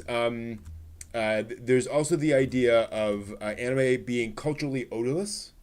So this was a term proposed by a Japanese academic, saying that one of the reasons anime is popular is because you don't need to understand Japanese culture or Japanese traditions to watch and understand anime. Culturally odorless. Culturally odorless is the term that he used that has then sort of versus culturally neutral. Right. What an odd choice for odorless. I know. But it does have that kind of ring. It's memorable. Yeah. I mean, yeah, you'll definitely dial in on that. Be like, okay, yeah, Japanese culture doesn't stink. I got you. I think I see where you're going with this. Mm-hmm. And the several of these articles actually kind of challenged that and said, based on our talks with otaku and our experiences themselves, a lot of people like anime because it's Japanese. So they said basically it's really a mixture, right? Yes, there are many universal things in anime, but anime is also distinctive in ways that is attractive to people. People like the fact that it has these Buddhist elements, for example, and all of those things also move into it. So in other words, it's complicated. It's not like this one thing. Right. Some interesting stuff about the media mix. The whole idea of sort of franchising things. There's actually a whole article. I'm going to have to buy this book, talking about the history of Kadokawa, the two Kadokawa brothers, and their rivalry through the 80s and 90s that led to basically the way anime is made now, and how it's advertised. And the younger one was oversaw a lot of the early. He oversaw this little magazine called New Type, and the formation of that, and Comedic, and a bunch of others. And Comedic started, for example, like they would come up with an idea for a world, and then like write a manga in that world, and then publish that in their magazine. If that was successful, they would then have a video game made out of that. And if that was successful, make something else. And that was the model that they followed in another magazine when they published a thing called Record of Lodoss War. Okay. And that was all coming out. And this was very deliberate. Like, they were like, we are coming up with a theory of how to, merchandise worlds. Merchandising. Yeah. And one of the ideas is so basically that the younger Kadokawa's staff realized, okay, here's the thing. I think what fans really care about are worlds. Like the actual setting, as opposed to the individual interpretation of that. So they were like, we don't need to worry too much about making the anime TV series a perfect adaptation of the manga, as long as it is an effective window into that world. Every single thing can be its own thing, and that's fine. That was the whole thing, and then that led into this idea that these days, I think Steve talked about this before, actually the weakest link in all of this, in terms of adaptations, are anime TV series. Because Japanese otaku are too savvy. They already know the manga exists. They already know that all these things exist. So when the anime TV series comes out, increasingly, it does not lead to increased sales of the manga, increased sales of other things. That's already been factored in, and it's not really an effective merchandising thing. On the other hand, movies have a much bigger potential for making money. Thus, things like, say, A Silent Voice. Right. So, that's the thing. They talked about how anime and manga are not trying to be real. Like, stop complaining that anime is not realistic. Like, come on.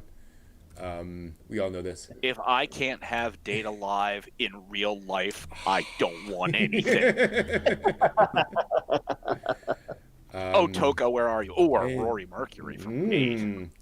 There's a good article talking about the dangers of like fetishizing the Japaneseness of anime. Getting back to the earlier point, that saying basically some fans are like, how dare those Americans get their hand on our Japanese product and change it.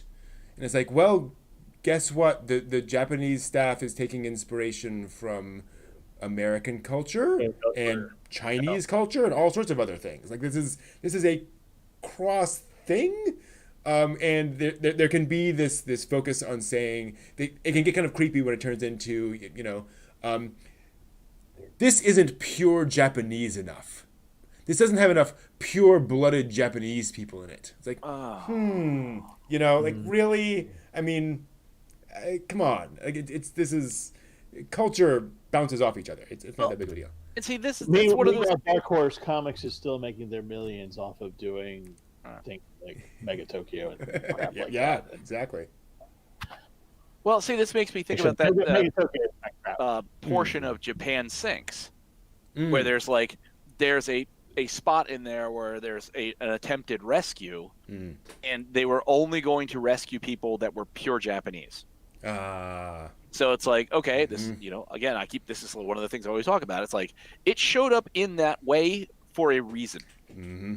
To emphasize, obviously, that, despite the fictional world in which this whole thing is happening, that apparently there is, some merit to that people who really want very Japanese-ish things to be only Japanese. Interesting. That's very interesting. Speaking How of xenophobic. Well, they made this interesting point, and they're actually talking more about like foreign fans, ironically. They made this interesting point about Space Battleship Yamato. There's been a lot of discussion in especially American fandom, but in general, not academia, about Yamato as being this retelling of World War II from sort of this jingoistic perspective that this time Japan wins. Because the Yamato and Earth can be seen as an analog of Japan in World War II. Embattled nation, countryside almost completely destroyed, very few resources, and then they use a World War II battleship and then go off against this foreign oppressor who was originally, white-skinned, or at least not blue skinned originally. Right. And then, but instead of being defeated, they get this one last hurrah against it and manage to defeat the enemy. And the academic perspective is that like this, very clearly this is a fundamental theme of Yamato that is kind of inextricable to it. It is this nationalistic thing. And this article said, well, here's the thing. Very much, he said, Yamato was brought over to America as this thing called Star Blazers, where they removed all of that. Mm-hmm. Right? None of that jingoistic stuff there. It's not called the Yamato. It's not there. If that... It's the Argo. Yeah, the Argo. If that nationalistic discourse is fundamental to Yamato, Star Blazers would be incomprehensible. True. Right? Yeah. So clearly this is, and people say, that is clearly a theme, right? Like that thing can definitely be read into Yamato and you can see them kind of going in that direction, but it cannot be intrinsic to the storyline if that tweak then is still entertaining and enjoyable and understandable to other people. So it's not that big of a deal. Unlike Gate, where that was written by an SDF soldier from real life, based on a couple of novels of his. And from real life, the Gate showed up in Tokyo. No.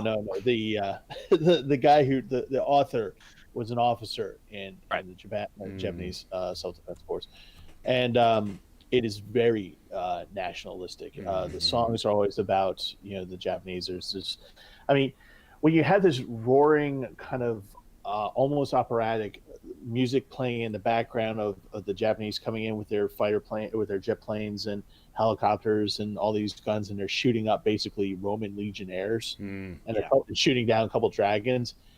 And the title of the episode, and the SDF won the day. You get a very sense of just like, okay, well, there's this very nationalistic feel, and this is very Japanese. And the whole point of the anime is that the Gate does only appear in Japan, nowhere else on Earth. And part of the plot is the other people on Earth, including, guess who, America, are trying to come in and take the resources away from Japan. Mm-hmm. Yeah. Yep. Yeah. That's pretty clear. They even send a SEAL team, or was it a Ranger team? SEAL team into the hot springs. No, well, so that's say that episode you're talking about, they're all looking at each other like KGB, CIA, like all these different like special units from all these different countries are converging on these hot springs, and our Roy Mercury is just like, it's been 900 years. Come on, let's unite. Go into the room, and but that's the whole thing is that it's Japan protecting what Japan believes to be theirs. Yeah. Right. So yes, that was interesting. There was also some pushback. There's a book written, and I'm forgetting his name, a book called Otaku Japan's Database Animals, which I've talked about in the past. And it's basically a critique of modern otaku. One of the ideas being that modern otaku have, instead of caring about the story, and instead of caring about kind of the work itself, they have turned into very database-oriented consumers, where the work is simply a source I can use to extract, to create my fan fiction, my fan art, my screenshots, to subtitle, to work on, so forth. That fans aren't really, talking about the story. They're not really analyzing anime anymore. It's just kind of a source of discussion about my waifu, right? They're generating memes like there's no tomorrow. Exactly. And so this article was saying, the thing is, that's been going on for a long time. Fans were writing all sorts of stuff about Ultraman and piecing together all sorts of details about that and trading that in fan magazines, back in the 70s. This is a tendency of fandom in general. It's not really a new thing. We just have better tools in which to do it. And so, yes, it is a trend, and it is a thing to be aware of. especially as an otaku, to say, if you're spending all of your time kind of, doing this and not really like appreciating the thing itself, maybe you should think about that a bit. But it's not like all of a sudden, these darn young fans are changing my anime. How dare they, right? Well, you could just about guarantee that there were derivative works after the Pillow Book came out.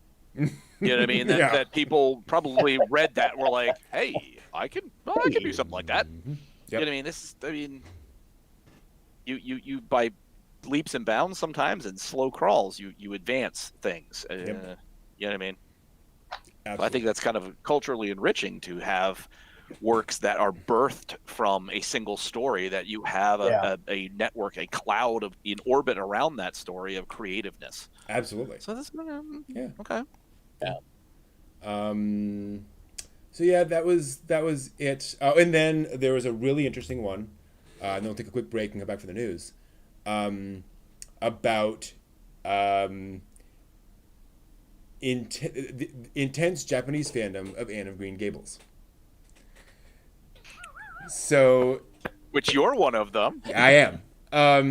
So it turns out when this little thing happened called World War II, and that little scuff up they had. Exactly. Yeah, the troubles. The trouble. Back in the trouble. Oh. When the American government came in afterwards, they changed around a lot of the Japanese education system, partly because legitimately a lot of it was very militaristic. It was very much, we're going to turn you into soldiers in 12 years. Right. But they've definitely changed things around. And one thing was bringing in Western children's literature and making that compulsory at Japanese schools. So, for example, all these kids growing up read Anne of Green Gables. And there were a bunch of other of these books brought over to Japan and read as part of the curriculum. Scarlet Letter. Yeah. Maybe not so much. Yeah. And so... It was the AP classes. And so that has become a sort of standard thing that everyone knows about in Japan. And we're talking about, there's this term in Japanese called Taishu Bunka, which is generally translated as pop culture, but this article suggests is better translated as mass culture, meaning that there are things the nightly news is kind of mass culture, right? It's not popular. It's not successful. It's just a thing in our culture that we have, that we're aware of, and that we consume, right?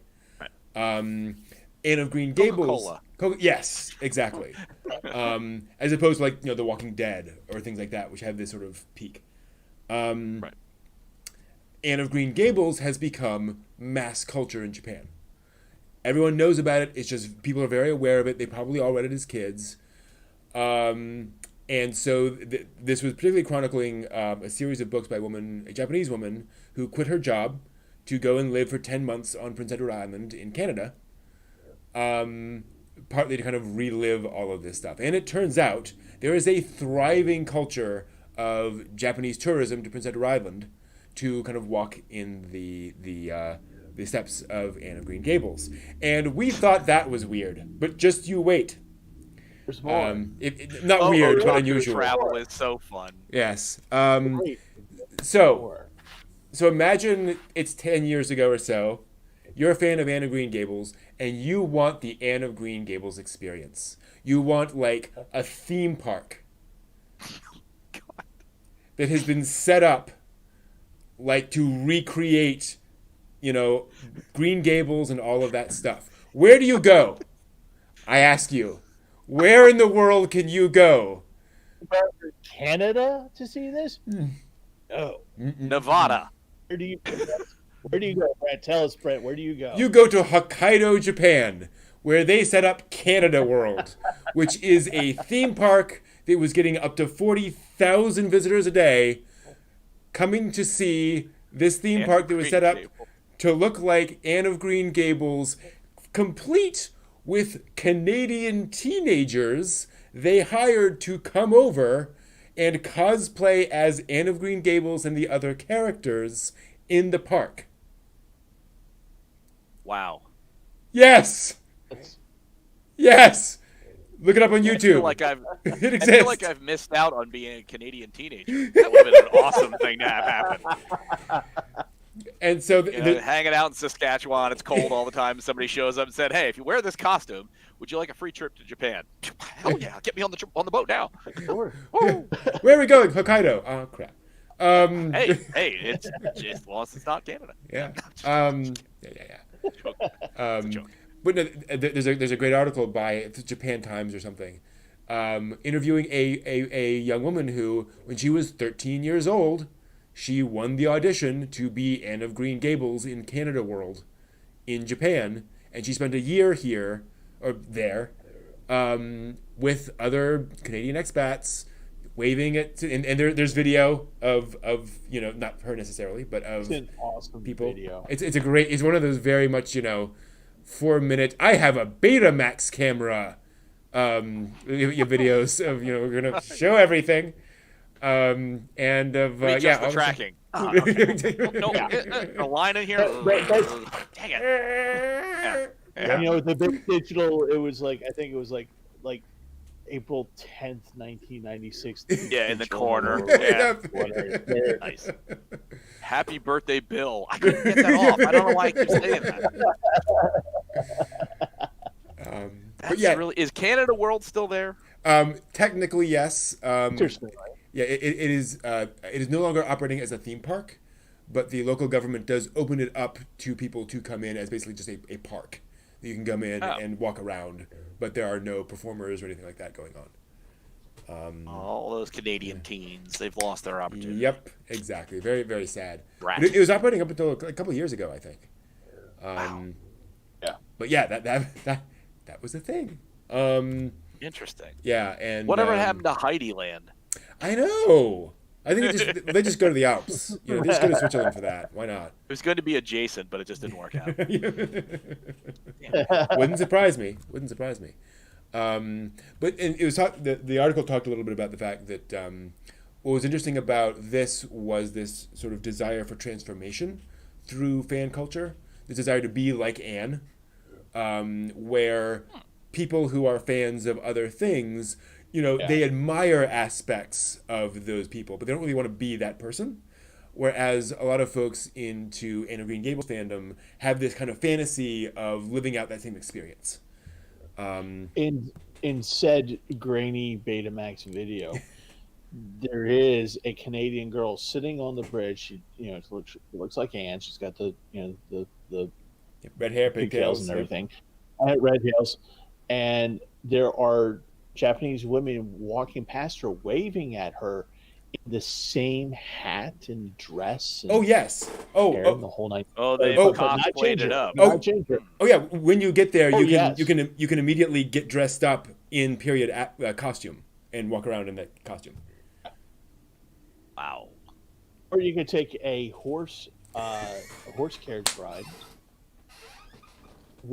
covered with Anne of Green Gables hat, supported by her braids over your little transom as you're riding through the countryside, which I think they actually transplanted and planted thistle to make it look more like Canada, because it does not look like Japan at all. Wow. Yeah. At all. Not even and the way that they set up this town, the promenade on the lake, and just you can be on the lake and rowboat your friend, wife, whatever around and stuff, and it's just oh my god. Yeah.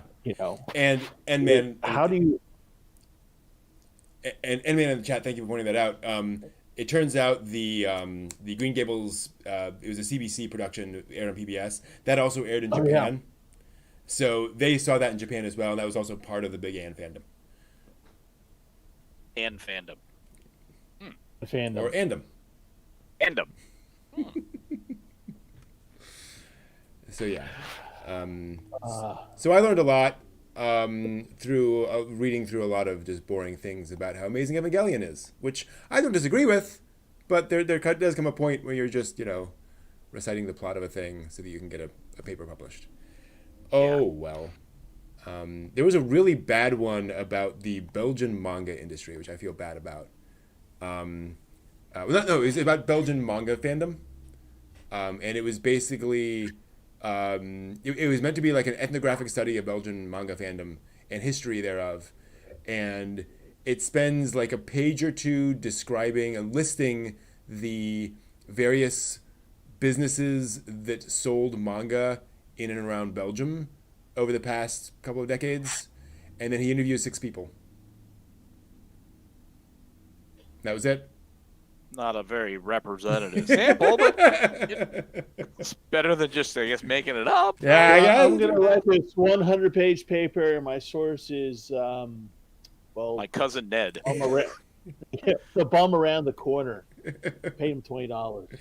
Yeah, it's very insightful. And he pointed out there's not a massive crowd of Belgian manga fans to come together to interview, but you would have thought that there you could have gotten a slightly larger group than that, but oh well.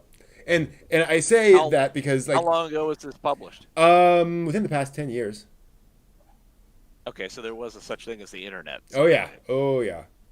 Probably found people, I don't know, that miracle thing that Yay, you think. And this is the thing, is that after reading articles where folks are surveying hundreds of people for things, interviewing 6 people, it's too personal. You're not going to get any valid trends out of that, right? It's just too small of a sample size. So unless, if it was Luxembourg or Liechtenstein, then 6 people would actually represent a sizable portion of the local population. So therefore, had some merits, statistically. Yes. But not so much for Belgium. Not so much. Cool. All right. Let us take a quick break, and then we will come back with the news and talk about the news a little bit. All right. So we will be back in a moment. Please stand by.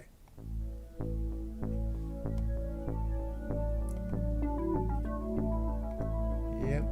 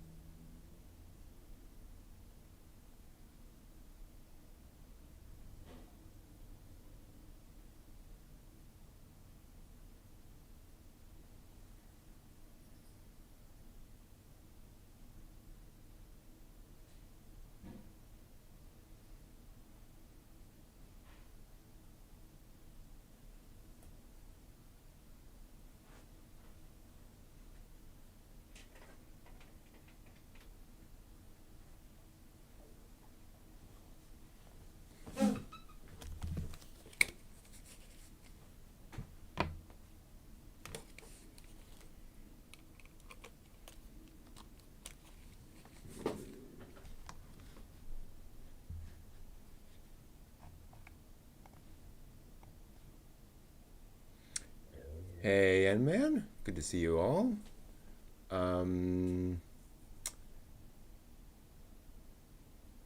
Yes, there was a more recent anime series called N with an E. I think, again, within the past decade or so, something like that. And I think it's like a spin-off or something. N with an E. Yep. Oh, actually, yeah, just a couple years ago. Which was, live action adaptation, Anne with an E. So yeah, no, it looks like it is just straight Anne with Green Gables. Starring a girl who looks like she's about 19. Because, That's kind of a thing you have to do, unfortunately, with live action. Hard to find good 13-year-old actors. They do. But it's... yeah. They're around.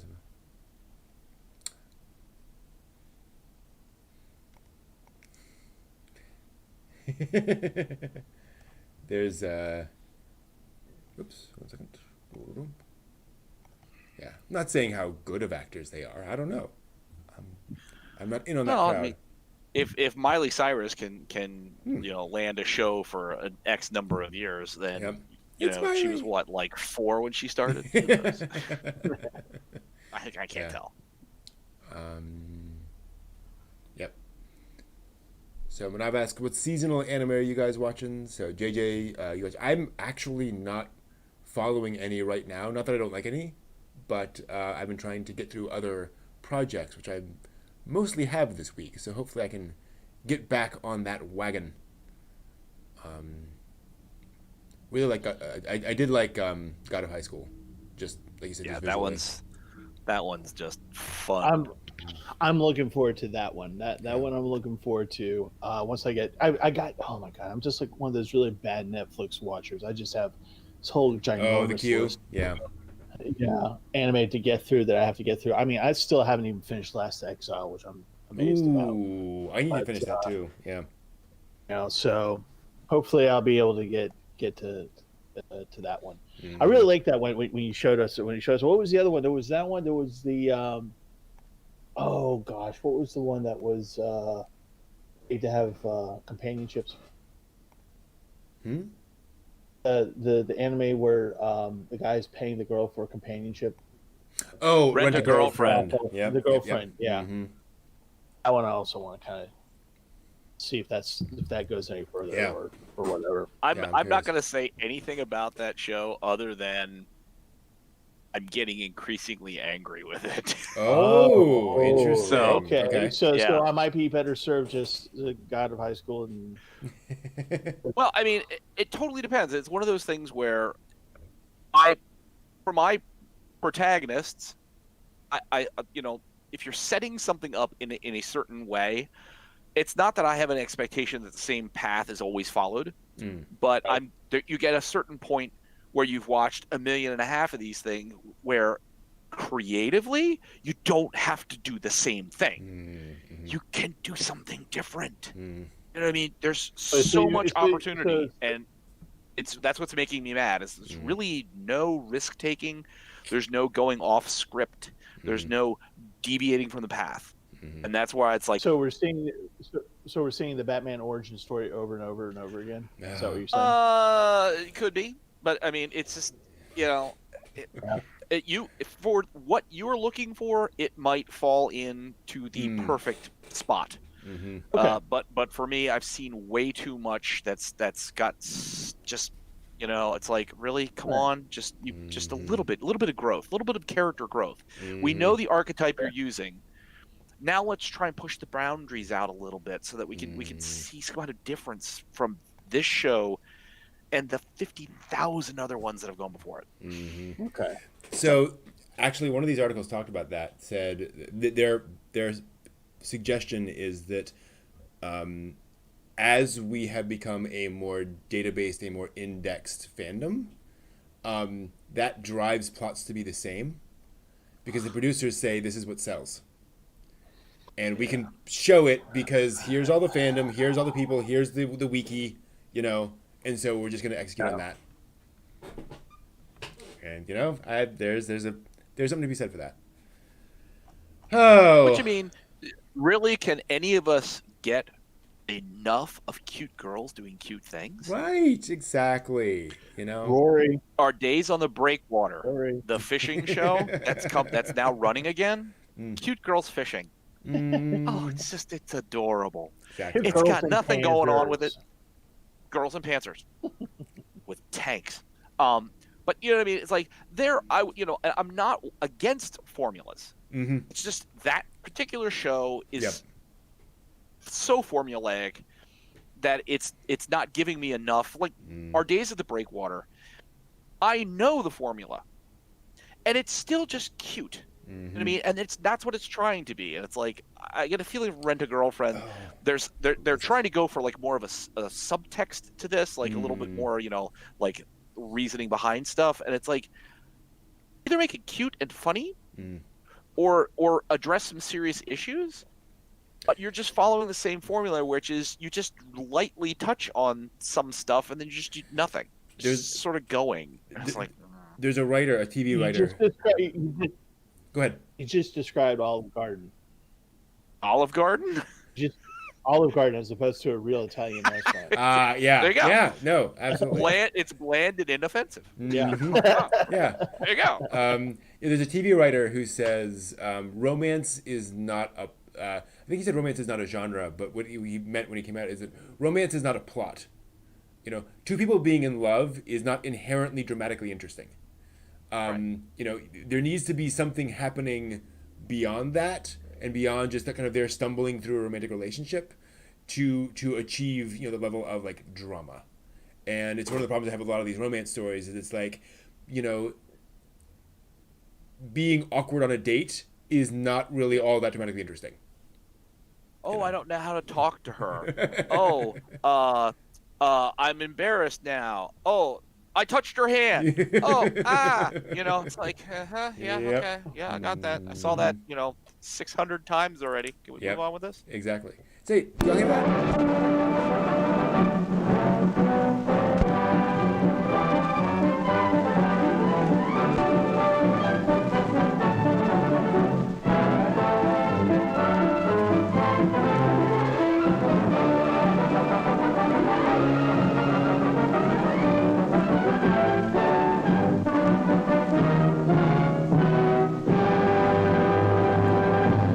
So welcome to the latest anime and manga news of the week ending August 8th, 2020. Different format this week. I'm going to go through each news segment and then we're going to talk about it as a team here. And I'm going to start with a bit of a shocker this week that came out. I don't think anyone was expecting this. You see it from there. The first new anime announced this week. We've been seeing more and more crossover of anime and video games lately. And not just the Japanese anime-style games, this week was no exception. It was announced that Netflix and Ubisoft have teamed up to create an anime series based on the Splinter Cell video game franchise. No specifics have been announced about the production yet, except it'll have 16 episodes split into 2 seasons. Derek Kolstad, best known for writing the John Wick film series, will be both writer and exec producer. First game that's a 2002 franchise where that started. The first in the Splinter Cell, Tom Clancy's Splinter Cell games, following Sam Fisher as he goes through various Black Ops stealth missions. There's been a film adaptation of the franchise in the works for like a decade, so probably not really not too many big chances of that. But apparently, we're getting an anime of that. What do we think of that? Does that seem like a good idea? Money. I mean, yeah. In the end, ultimately, good or bad, if they think it's going to generate a profit. Yep. I personally have no idea about what that is. So, it's interesting because anime doesn't typically do such directly militaristic things. Right. Gasaraki. Yeah. Not true. Well, Full Metal Panic. No, what I was going to say is that there is a military Sailor Moon. There is a kind of a military thing, but that I think that genre that's small enough, but I think is gaining traction just because of the way that things are changing in Japan right now. Oh, true. In their attempts to not scrap their constitution, but amend their constitution away from what it's been since the end of World War II to up until recently with what's his name, Shino Abe. Abe. Thank you. And it's more of a call him Abby. That would be funny as hell. Guys, but you love it so much. It's just like calling. Well, never mind. So there is this would kind of play up to the idea of just sort of a Japanese nationalism. I'm kind of wondering if the crossover of the game would be kind of like a joint something that happens in Japan, or is it an American anime? If you know what I mean, it's where it's not Japanese centric. But given that they are starting to head towards a slightly more militaristic view, a little bit more nationalistic kind of things going on in that country, this doesn't really surprise me that much. Although I think I would have picked a better game. I don't know. I'm not much of a gamer, but I think that Splinter Cell has been around, or maybe because Splinter Cell has been around so long, that it's a recognizable game, and that's why they're doing it. But it should please the Tom Clancy fans out there that this is happening, particularly since most of his early works are based on actual board games he used to play with people, and then he wrote stories about them based on it, and then went and did the actual technical advisory for the U.S. government. That's why Clancy's books are written the way that they're written. Interesting. But yeah, so my 2 cents. Yeah, that makes sense. Totally. Cool. Why isn't my thing not up over there? I wanted to do that. There we go. Next up, another reimagining of classic Japanese folk tales. This one stemming from the demon hunting peach boy Momotaro. A website opened on Friday to announce the creator Cool Kyoshinja and artist Johan's Peach Boy Riverside manga is getting an anime adaptation. Cool Kyoshinja is also the creator of Miss Kobayashi's Dragon Maid, and I can't understand what my husband is saying. I've seen the latter one, love that one. Plus several other series. The TV anime series is set to premiere next July, so you have a little bit to wait. And imagines a world where the famous Momotaro is not the only magical peach-powered fighter. For those not familiar, in the original folk tale, an old woman washing her clothes in a river comes upon a giant peach with a baby inside. The baby grows into this demon-killing hero, Momotaro. And the story of Peach Boy Riverside imagines a world where there are many such giant peaches, and therefore many demon fighters gifted with the power of the peach. I actually read a bit of this manga, I believe, in preparation for this, and it was definitely a shonen series. Very much what you kind of expect from that concept. And just looked kind of interesting. I don't know. It's always nice to see a darker manga getting an adaptation. Was this going to be the dark side kind of anime thing where it's going to be like Higurashi and some of those others where it's going to be beyond me? It's not going to have happy, nice, fun time. It's going to be like, oh goodness gracious, it's terrible. I can't tell. Yeah, who knows? We will find out. As I say, I'm going to wait for, what is it, July of next year? Yeah. So we have a ways to wait. Oh, man. Definitely. So we've got to still survive the remainder of 2020. Exactly. Now, our next 2 anime announcements have not actually had official announcements yet, but thanks to their manga cover art, we now know they're in the works. Amazon Japan, put up their listing for the next issue of Monthly Shonen Magazine, and its cover reveals a TV anime for Marimo Ragawa's Mashiro no Oto manga. That'll be coming in April of 2021, so again, a little ways to wait. This is a coming-of-age drama about a girl and a boy. The girl plans to be an idol singer, but the boy plays a shamisen. Yeah. They'll both go on a journey to discover their figurative and literal voices. Now, the manga launched in Monthly Shonen Magazine all the way back in December of 2009, so this adaptation is certainly a long time coming. Kodansha did release an animated promo video for the manga in May to celebrate the 10th year anniversary of the manga, so maybe that'll give us a little taste of things. That's an interesting kind of idea for obviously sort of a coming-of-age romance thing, the shamisen. Well, didn't White Album involve a girl who was going to be an idol and her boyfriend who was like, he was not musically inclined. Okay. So it sounds like this is just adding that layer of the shamisen for the boyfriend versus, what do you do if you have a, normie and an idol, and what are their interaction like? So I will wait to hear people's review on how that goes. How do they play that dynamic? Are they both? Yeah. Is he like a professional or trying to be? And so you have the relationship between two people trying to be together and pursue their professional careers. I don't know. We'll see. That's interesting because if there's going to be an anime to that, I would imagine that there's probably going to be some type of soundtrack. So the Yoshida brothers are probably going to be involved in that. So that would be kind of cool. Yeah. And that would be kind of cool to hear. It's That been a gives while you since I've heard. Oh, That gives you 2 tracks. You could have for one series. You could have an entire Idol CD and an entire Shamisen CD. Yeah, Yeah. CD. Yeah. Yeah, I wonder if like she's gonna sing to the shamisen. Ooh. You 'Cause I know. liked it when they did that with when Monkey Magic did that with the Yoshida brothers, and it was I think I'm blanking on the song. It's very Kenkoburo ish. Anyway, they did a collaboration of the two bands, and it sounded really, really good. It's for those of you who don't know Monkey Magic, it's Monkey Magic spelled with a J, and the majority of the band is Canadian. Hey. And yeah, and Our neighbors to the north. right, and but it's just an amazing amazing song. So if you guys can look it up on YouTube, Monkey Magic Yoshida Brothers. You should be able to find it.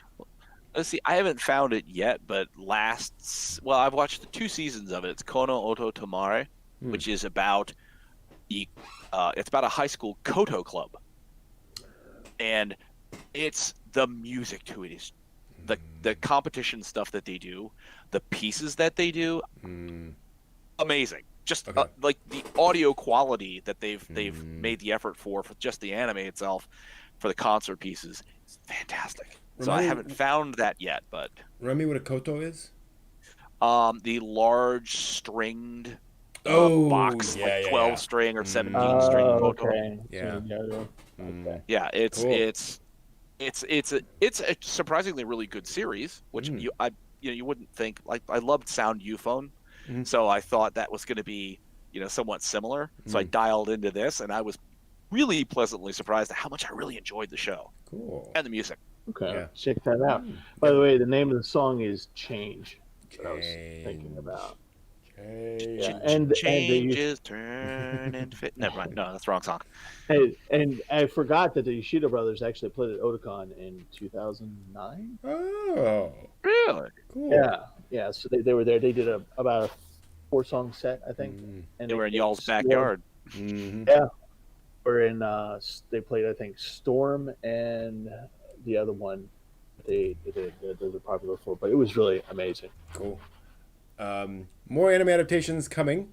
This year's 16th issue of Hakusensha's Young Animal magazine has also been listed on Amazon, revealing an upcoming anime adaptation of another cool Kyoshinja creation in collaboration with Amahara, who created Interspecies Reviewers.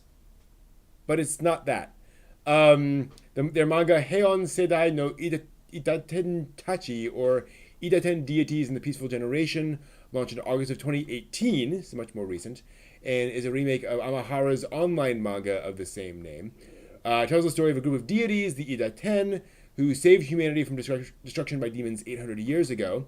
They've been living peaceful lives since then and have no fighting experience anymore, but the demons are beginning to revive and the battle is about to begin again. So, again, I took a look at this manga. It looks very much like what you saw on the cover there. It is very sort of Dagashi Kashi kind of art style, but it's very much shonen manga kind of concept, very Dragon Ball Z-esque, people flying around and punching each other and such, but more upbeat tone, more lighthearted sort of One Piece tone, as opposed to, you're going to destroy the world, I'm going to stop you. It looks like something I'd watch, so Yeah. I'll tune in. I'll tune in when the time comes. As long as it doesn't go on like 400 episodes, I think. Exactly. Charging up a spirit bomb for 27 episodes. Yeah. It's only been out since 2018, so it can't be that long, Yeah. So here's something. And if you want to laugh, look at the original online manga versus the professionally published one, because they are very different in quality. Oh. The online manga is basically just think like very, very early webcomic. you know, where someone's just kind of scribbling Oh my things gosh, down. like You know, spot? it's like that. Oh yeah, Oh, it's hilarious. that's awesome. And then the manga is like, okay, yeah, this looks much more like what I'm used to. So that's fun. Now we're gonna draw real lines and clean Right? things Yeah, up. exactly. Oh, Yes. sweet. Oh man. Good job. And then our final anime adaptation of the week is for Dosukoi Sushi Zumo, or Sushi Sumo, which delightfully is exactly what it sounds like, a comedy following various sushi entrees as they enter the sumo wrestling ring. And no, not cute anime girls designed to look like sushi, surprisingly enough. Actual pieces of sushi with a face. And apparently, I don't know. The TV anime adaptation will appear on TVK and other channels next April. So again, a ways to wait. Original book published in 2018. Are there sushi-shaped yokai? I think there should be. The opening sequence has already been posted on YouTube. I'm sure. Yep. So yeah, the OP is already on YouTube. If you want to check that out, apparently the song is irritatingly catchy, as you might expect from such a thing. I got it.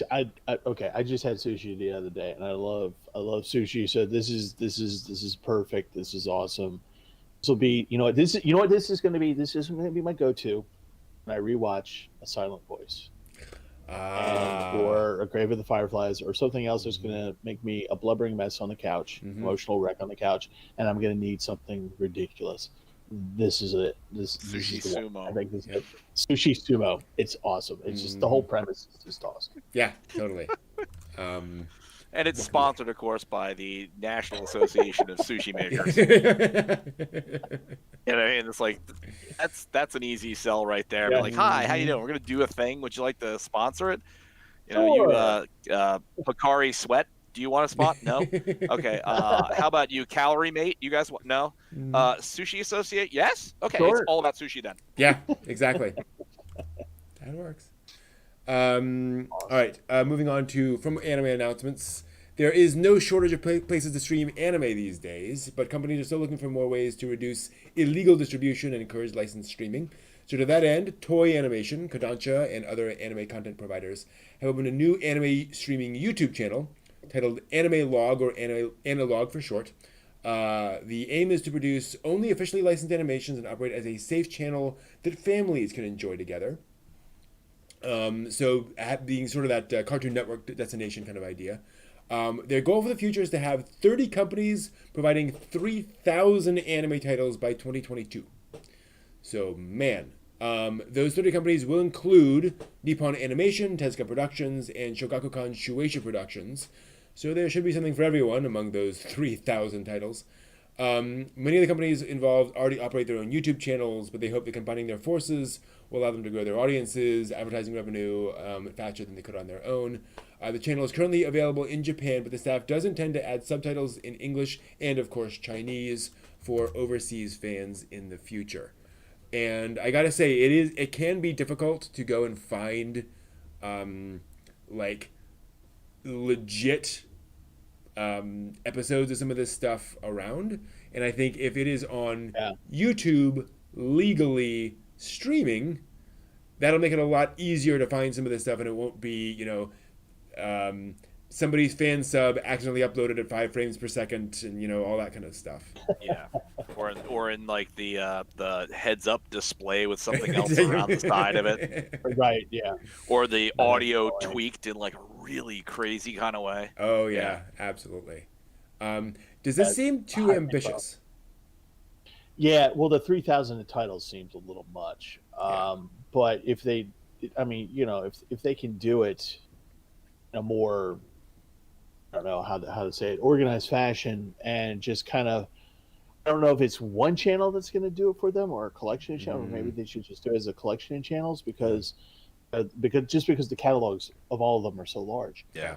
And but there is but again, the upside is that it won't be. Well, you were having trouble with it last night, weren't you? We were going to watch one thing, and you couldn't get it going because what was you say it was like one big blurry color spot. Yeah. It had been uploaded at 240p. Wow. And so, yeah, but so there is that, and there is actually this kind of goes to, if you are doing the family friendly thing, then this is a good thing for people to have access to. Now, for those of us who want something a little bit more than that, is this something that's going to give us that, or is this going to be like Disney Well, Plus? here's the question though. What does family friendly mean in Japan?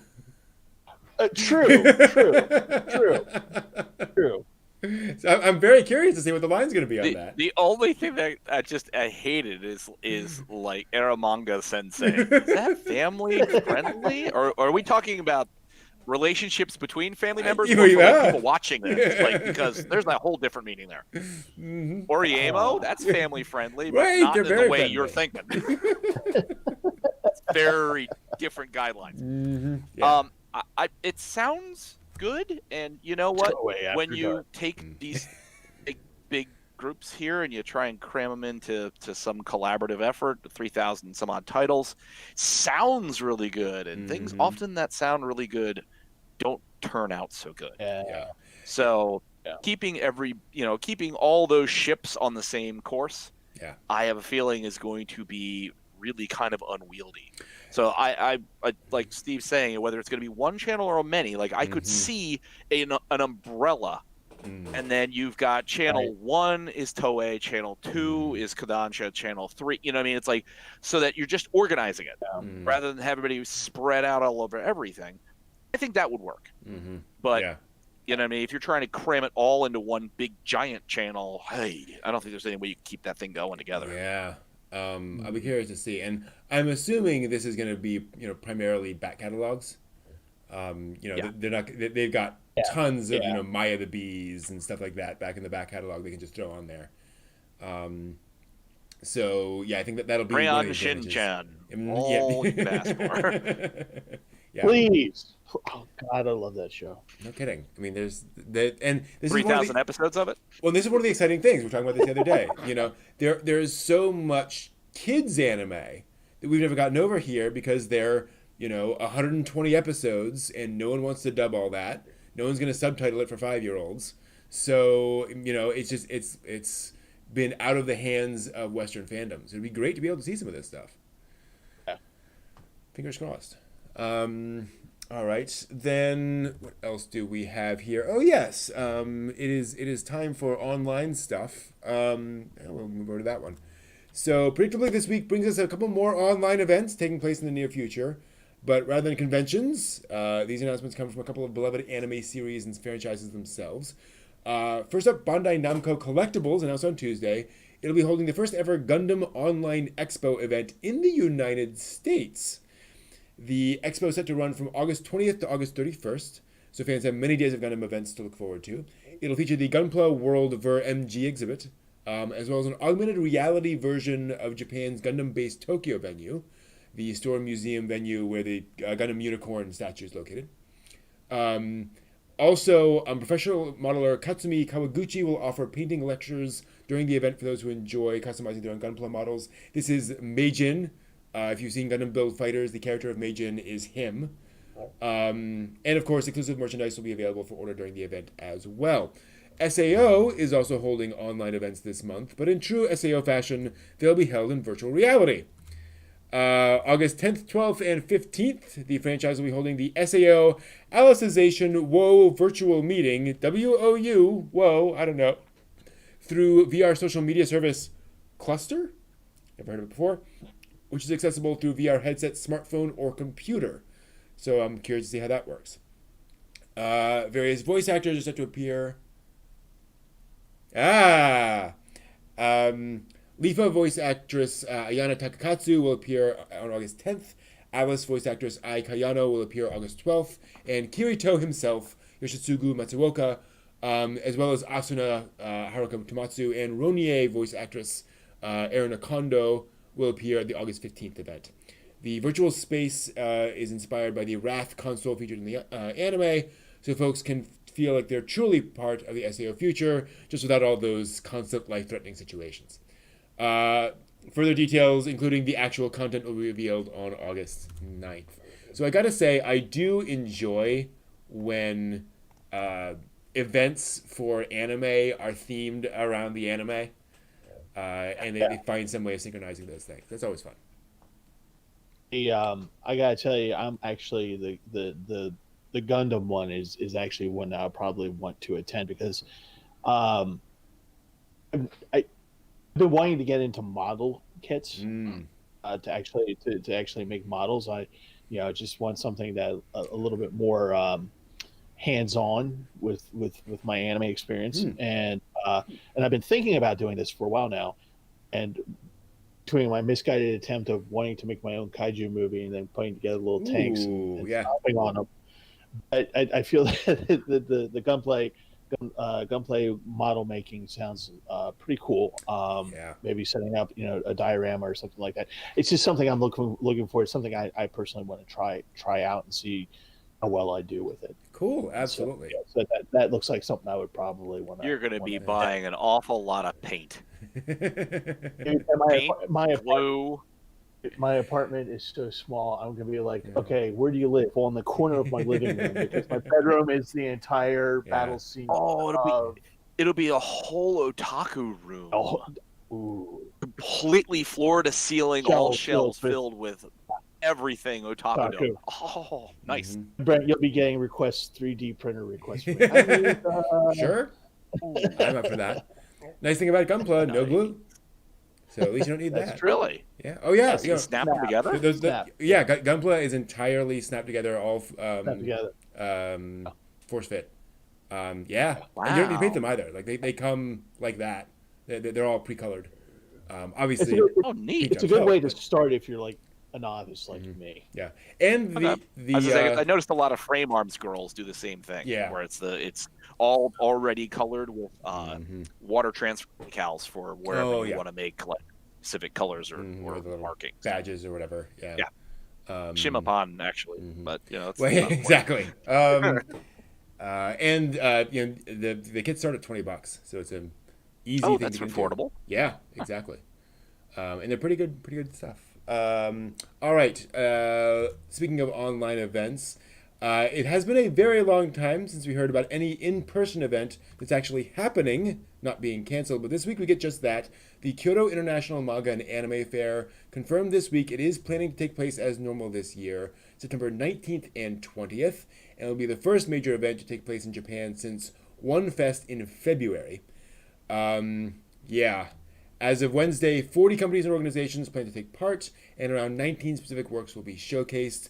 Like previous years, it'll have an exhibition of manga and anime works, plus stage events, arts workshops, merchandise stores, art seminars, job fair, and family-friendly events. The event's websites publish a set of guidelines for dealing with the coronavirus, asking visitors not to attend if they've been sick. That's a good piece of advice. Or if they're elderly or high risk for infection. Plus guidelines to bring a mask and hand sanitizer, explaining that attendees will have the temperature checked at entry and only a limited number of people will be allowed in the halls at one time. But thank goodness. Do you have any money? You have no money? Get out, otaku. So we're finally getting an event again. This will be great because I hope that it will provide a model for 2021 and for conventions that are coming in at that time here in the United States. And hopefully, we'll as a nation get better dealing with this. Hopefully get better dealing with the coronavirus here so that we can do these things. So it'll just be really interesting. I'm just happy that somebody somewhere is saying, here's a place for you to come to. It's going to be a lot different than what you're used to, but here it is. And then for the rest of us to take notes and say, okay, what was good about it? What worked, what didn't work, so that we can do it here and try to bring the convention season back a little bit and, bit by bit. Obviously, conventions from now on are going to be massively different, but hopefully this will give us a good template to work off of and see if it even works. Yeah, totally.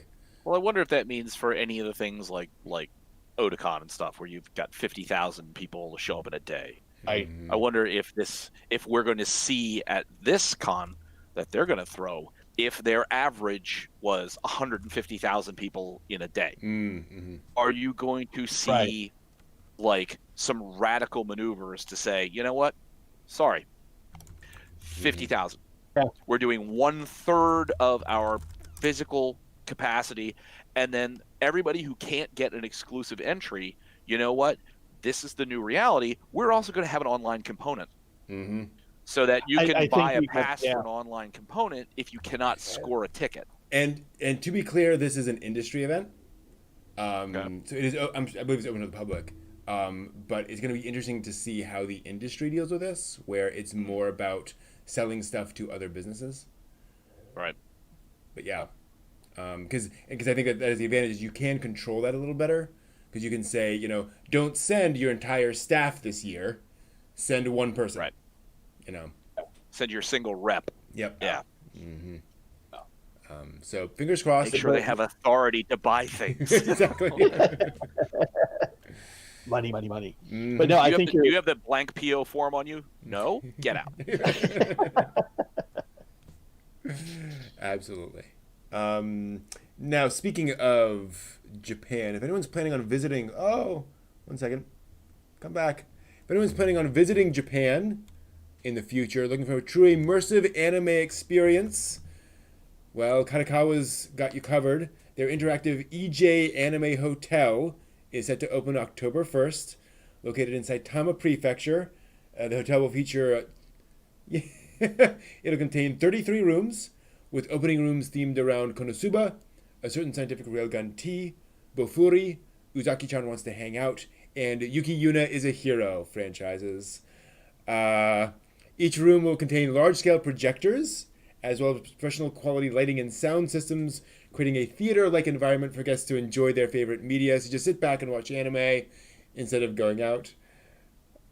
The hotel is themed around the idea of interactivity, and will also contain event spaces, museums, a shop selling original merchandise, so you gotta go now, as well as a restaurant area selling food based on popular franchises. So yes, you can go and get your Gundam wings. Along with anime and games, the hotel also intends to showcase other entertainment media. So they'll also feature manga, movies, tokusatsu, idols, and so forth over the time. Details will be released on the official website starting September 1st. Who's going with me? Hell yeah. Hey, I am me. Apparently I'm mortgaging the house. Oh, well. Yes. Yeah, no news here on price. Oh, yeah. It's probably going to be like 20 or 30 bucks a night, I imagine. Yeah. It's going to be really affordable. It's 34 rooms. Did it say it was just 34 dedicated to that? So it's like a 300 room hotel with 34 for that? The hotel will contain 33 rooms, all of them themed around anime. It's going to be like $2,000 a night. Yep. It's great. And so much, it's so awesome, but so many things could go so wrong and bad. There's a great YouTube video from one of the theme park, Defunctland. He interviewed the sales clerk at the Nickelodeon Hotel, and what it was like. Not sales, but a woman who worked as like customer service at the Nickelodeon Hotel, and all the things that can go wrong. I would not want to be the concierge at the bottom there, just getting the phone call. Mm-hmm. In the mattress. Oh god. Hi, I'd like to talk about the third floor balcony, the people that are staying in that room, and they're overlooking the pool, and this is what they're doing. Whoa. Oh, that's rather impressive. But oh god, no. Hi, yes, housekeeping. We're gonna need you to go up to the 5th floor because apparently somebody's installed a trapeze. What? Yeah. Housekeeping, mop. What do you mean mop? Just mop. Just mop. Mop and as much bleach as you can find. Exactly. For your eyes as well. Speaking of eye bleach. Yes. Our next piece of news is an unfortunate one, and one we certainly hope won't be hearing much again in the future. It was reported this week that anime studio ARMS, also known as Common Sense, which is kind of funny, has officially declared bankruptcy. The studio is probably best known for Elfen Lied, as well as Ikitosen and Queensblade. The company was founded back in '96 and originally focused on outsourced animation work from Studio Pierrot, as well as producing adult anime in collaboration with Pink Pineapple and Green Bunny. They produce adult anime under the ARMS name, as well as several other pseudonyms. The studio began producing its own original anime starting with Mezzo in 2004, and stopped producing adult works once their main television anime began to gain popularity, although the DNA is pretty clear. The most recent work they produced was the Ikitosen Western Wolves OVA in 2019, but the last time they produced a full anime series was back in 2015 with Valkyrie Drive Mermaid. Always sad to hear a studio shutting down. Interesting that one that kind of started in the adult industry and went more legit, that didn't really work out for them long term. Mezzo, I really loved Mezzo. That anime. Actually, I used it in a lot of the AMVs that I made back in the day. But you're right. There's Mezzo that's in it for public consumption. Then there's the Mezzo series that's those two scenes. Yeah. I'll say Elfen Lied. I certainly enjoyed it, but I only watched Ikitosen I think it was when I was on quarantine. I watched Ikitosen. So I've only just, I've seen that reasonably recently. So it's kind of sad to see that the studio's gone belly up. So business is business. Yeah. I mean, it says something that they did an OVA last year, but then before that it was 2015. So presumably things had been kind of on the ropes for a while. But hopefully they can move on and do other things. And they can do so in effective and legal ways, which is important because with all of the crackdowns on copyright enforcement recently, Japan's Agency for Cultural Affairs has apparently decided copyright laws could use some positive press. And so to that end, they've officially appointed Hello Kitty as their copyright PR ambassador. How cute.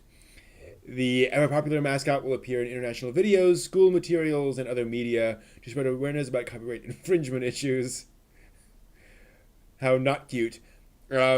She was officially given the title through a formal ceremony. At that ceremony, the agency's Ministry of Education, Culture, Sports, Science, and Technology told the mascot, quote, "I hope that you can thoroughly convey the wonders of the real thing," end quote.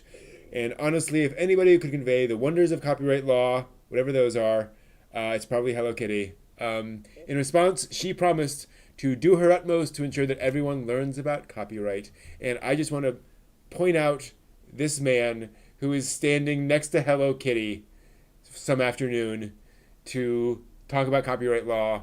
And that was his life for that day, that he had to do that. What an experience that must have been. A professional highlight for him, no doubt. I'm sure. He probably just went home and just said, I could have shaken hands with the Prime Minister. Instead, I stood with a giant cartoon cat. Mm-hmm. Isn't Sanrio? It's not South Korean, is it? No, it's Japanese. No, Okay, good. It's All Japanese. I was going to say, But they're all Oh. are all pervasive. I mean, Yeah. literally, their mission is all things kawaii, right. Mm-hmm. and it's just pervasive. So, so I'm kind of wondering how Hello Kitty's going to enforce copyright law. Is she going to walk around with a little wand and go, Cute. "A bad infringement"? Whack. Smack you in the head, or what is she gonna? Well, what is gonna? Why not do the Death Note thing? Why not get like one of the Shikagamis, just go out if you violate copyright law, you'll be put to death. Like, oh, there you go. That's much more threatening. Be like one of those old notebooks from the 1980s and 90s you took to school, the Trapper. Trapper Keepers. Notebooks. Oh yeah. Trapper Keepers with a unicorn on the front. And she'll have this massive pen that looks like a Sailor Moon wand, and she'll just write down Brent P. Newhall dies of whatever. The Shinigami will come up and take you away. Oh no! And in fairness, she faced off against Amuro Ray recently, right? That's right. She faced off against the Gundam. Okay. So, she has the some, Hello Kitty Gundam crossover. cred. Yeah. Here's the thing. This very much feels like some government officials saying, how do we make this softer and easier and more palatable? What's the softest, most palatable thing I can think of? Hello Kitty.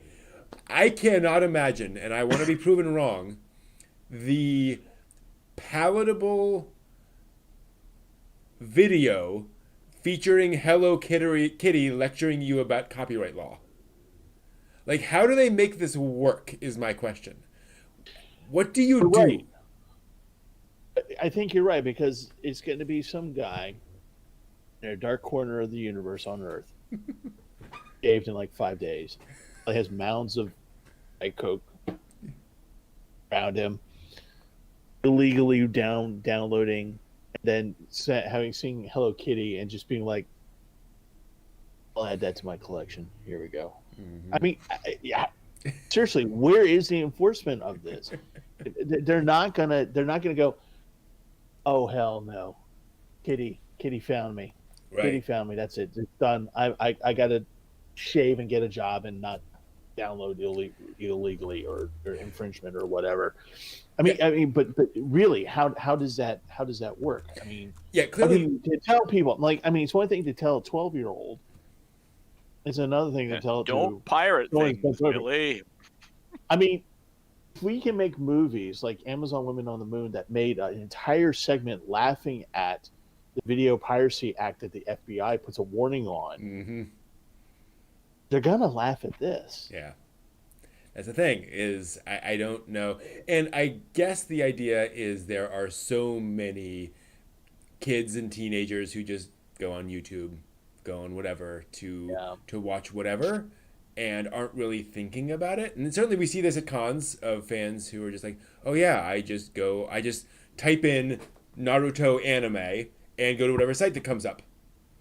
And it could be, a pirate site, I don't care. And right. So I guess there is some education to be had there. But I just...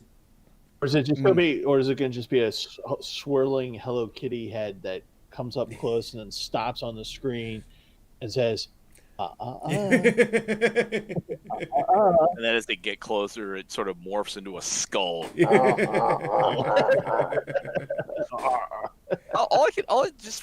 that picture of the guy with, standing with Hello Kitty, all I'm envisioning is like this 80-year-old man going, what's popular with the kids? Exactly. What's popular with the kids? What'll get their attention? I know.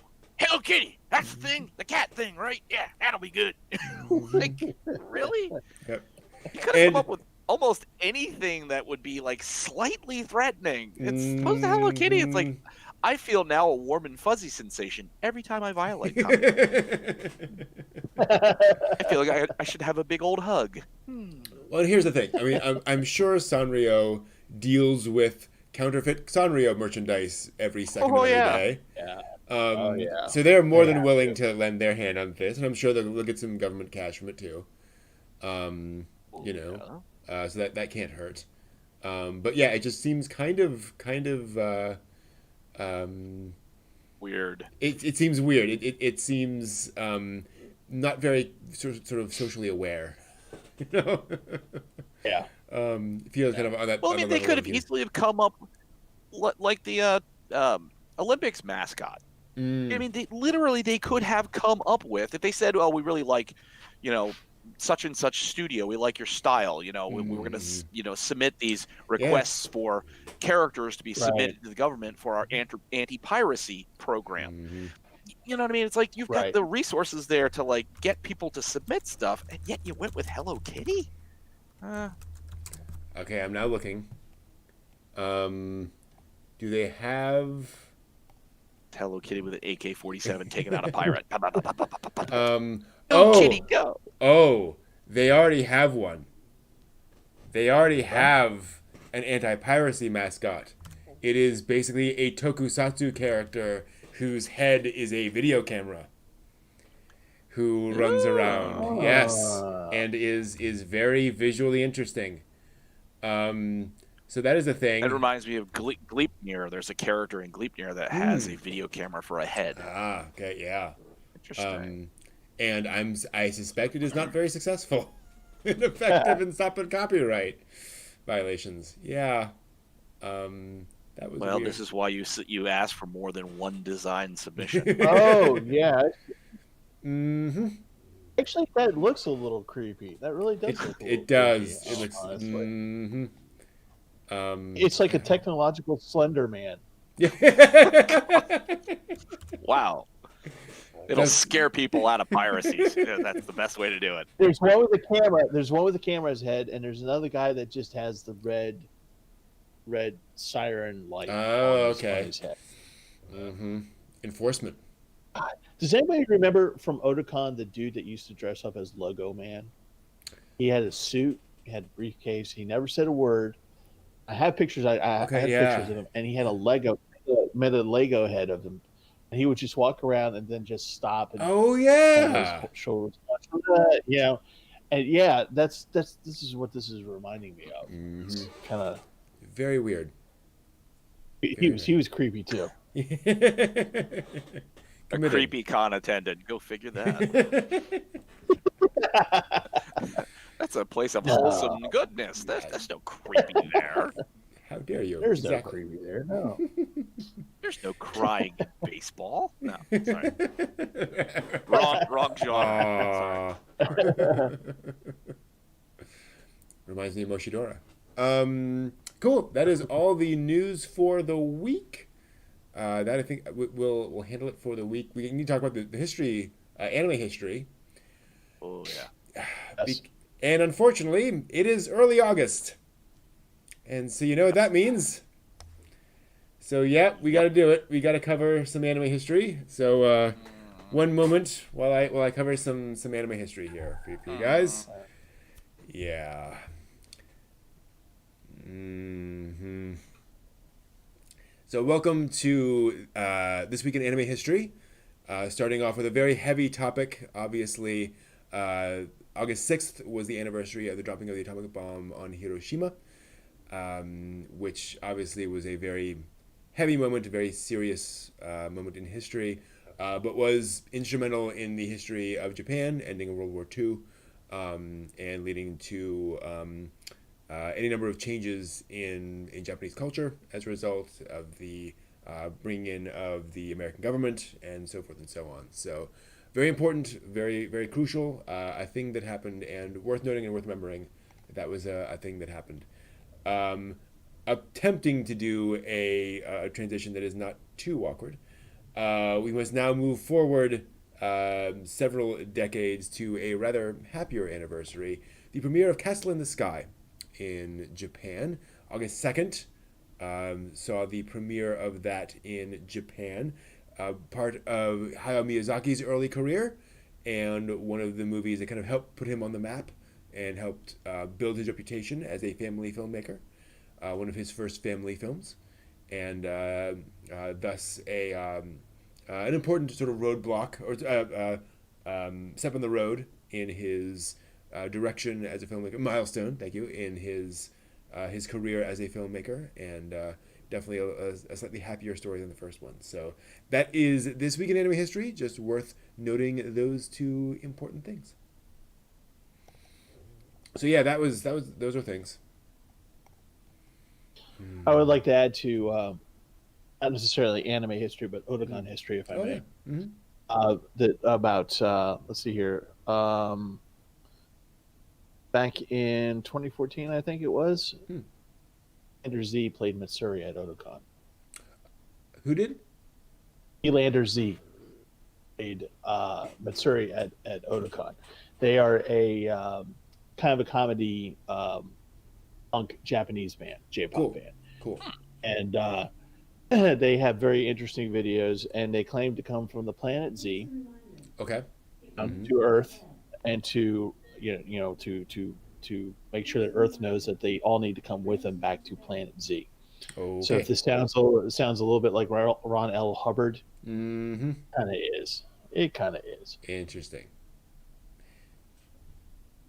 Read the book. Sorry. Yeah. Dianetics by L. Ron And then Hubbard. A. Rod Hubbard. Those commercials that Did you you always used to know? run Yes. on Saturday afternoon. Oh boy. But with the anniversary of Hiroshima, they kept seeing people posting the same clip of Barefoot Gen. Oh, you don't do that. You don't do that. Yeah. Oh my! And it wasn't just like really edited down to be like just the cloud or the moments. No, they were playing the whole damn thing, and it's just like, well, I now really feel like crap today, that's inappropriate. Like you don't force it on people without them knowing what they're getting into. Yeah. So that was a bad way for an anniversary, but that's bad things happened. Yeah. Bad things happened. Mm-hmm. Yeah, definitely. If you want to know what that was like, Barefoot Gen. That is an excellent adaptation of all that stuff. But then you go and cry for about the next day. Serious. Oh, Steve, you said that the other week. You're like, oh, you just finished that up watching Grave of the Fireflies to lighten the mood. Exactly, yeah. Oh. Yeah, and then Jinro, you just sort of top it all off. Sure, if you're going to crush your soul, just make sure it's flattened entirely and put with the non-combustibles. Sweet, good to know. Mm-hmm. Just destroy me absolutely. Mm-hmm. Yeah, we should come up with a list of soul-crushing anime. That's the ultimate panel. That's the ultimate panel right there. Mm-hmm. The panel where you ask people of like, do you have any pre-existing health conditions? Do you have any mental issues that you believe might be triggered by the things that are going to happen in this? Mm-hmm. Yeah. Boy. So I have a question for everybody. What did we learn on the show tonight, Brent? Exactly. What did we learn? Whoops, I went to the wrong screen. What did we all learn tonight? I don't know. I don't know. I learned that. And see you later. And thank you. Was it thank you? I think it's thank you. So I relearned how to sob uncontrollably, and with a silent voice. Actually, not sobbing uncontrollably, but just being an emotional wreck. And last week when we were trying to come up with our anime discussion for this week, everyone said, "Oh, silent voice, that sounds good." And I said, "Oh, hey, slice of life. Yeah, it's a slice of life, all right." And a slice of the jugular. Yeah, a slice of life, all right. And but I did learn that despite the fact that it was emotionally damaging to me, it was actually very good, and I heartily thankful that I saw it anime, and I encourage everybody out there to see it. I learned that Kyoto Animation can do no wrong. Yep. Pretty much. And that's not a challenge. No. Please, it's not a challenge. Right. Yeah. Apparently, we don't need you to prove that. Be like, yeah, we can. I guess technically they did with Munto because that was their big failure. But oh well, that's a whole other story. I learned that apparently Hello Kitty is going to stop piracy. That was what I was gonna say. Is like I learned Hello Kitty. Hello Kitty. That's a different Hello manga. Kitty is probably one of the poorer choices for anti-piracy. But it's not my campaign. I don't know. I also learned that one must not go to Canada to experience the true experience of Green Gables or ours. That you actually want to go to Hokkaido. Yes. Japan. Of course, go to Canada land. Mm-hmm. Canada land. Yeah, exactly. I've definitely learned that. I've learned that Ikitosen will not save your studio, sadly. Yeah. Or Elfin Lud. Yeah. Mm-hmm. Yeah. The porn version of Mexico. Apparently, beating a puppy is not a recipe for success. Yes. I learned about a new hotel I need to go to. Yeah. Oh, yeah. We've all learned that we're going to have to go into debt to go to said hotel. Well, see, Brent with all that YouTube monetization. It's true. I've got all that YouTube money. Yeah, that's a great point. That should afford bus fare from the airport to the train. Maybe. Yay! We're partway. We've got transportation covered, so Yeah. we're partway there. There we go. Ha I was looking I up to wonder see how if- long that hotel's going to be open. Yeah. I wonder if it's a remodel of an existing hotel, or are they like seriously laying out the cash for this thing? It's probably a remodel. I would wondering. assume. And I'm wondering if this is, if you're remodeling it to have these big screens and all this technology in there, is this going to be like an anime or a manga cafe, where it's going to be this week it's SAO, so that they're going to open this up and they say for 12 months it's anime. For the next 12, it's going to be J-drama. For the next 12, so that, you know what I mean, what you're going to have is you're not going to have a dedicated anime manga thing. Yeah. It's going to be cyclical, where you will then bring in other concepts that are visual media, and that will allow you to keep it rolling around and not just stuck in this. And looking at I've seen some images now. These are just hotel rooms with projectors. Like there's no visual theming around any of these. So I assume when you walk into the room, they will have Konosuba playing on the projector. Right. But that's going to be it might be the pink room for, the Sanrio or whatever. But they're not putting a lot of money into making sure that this is, Konosuba forever. So no samurai. Right, it's not for the tied samurai specifically. drama room. Right. Yeah. Yeah. Mm-hmm. Yeah. So. Oh well. The jungle room will not just feature Lum. Exactly. Although if you want to wear a tiger strip bikini while you're in there, that is totally up to you. Hey, I hate to tell you that's gonna happen. Oh yeah. Absolutely. Yeah, and I also learned that apparently Splinter Cell is a good idea for an anime. Who knew? Did you learn that it was a good idea for an anime, or did you learn that it's going to be? It's a good point. I learned that it is going to be an anime. Yeah. Somebody thought it was a good idea. It's a little too early to qualify as good or bad, but it's going to be. Yeah. Somebody believed in it, whether it'll go or not. Absolutely. I learned that I'll have one more platform with which at 4 a.m. to sit and go 2000 anime. All right, let's start with number 1. Yeah, I'll be curious to that whole. I'll be curious to see what their library is, and just especially when it starts. Well, how are they controlling it?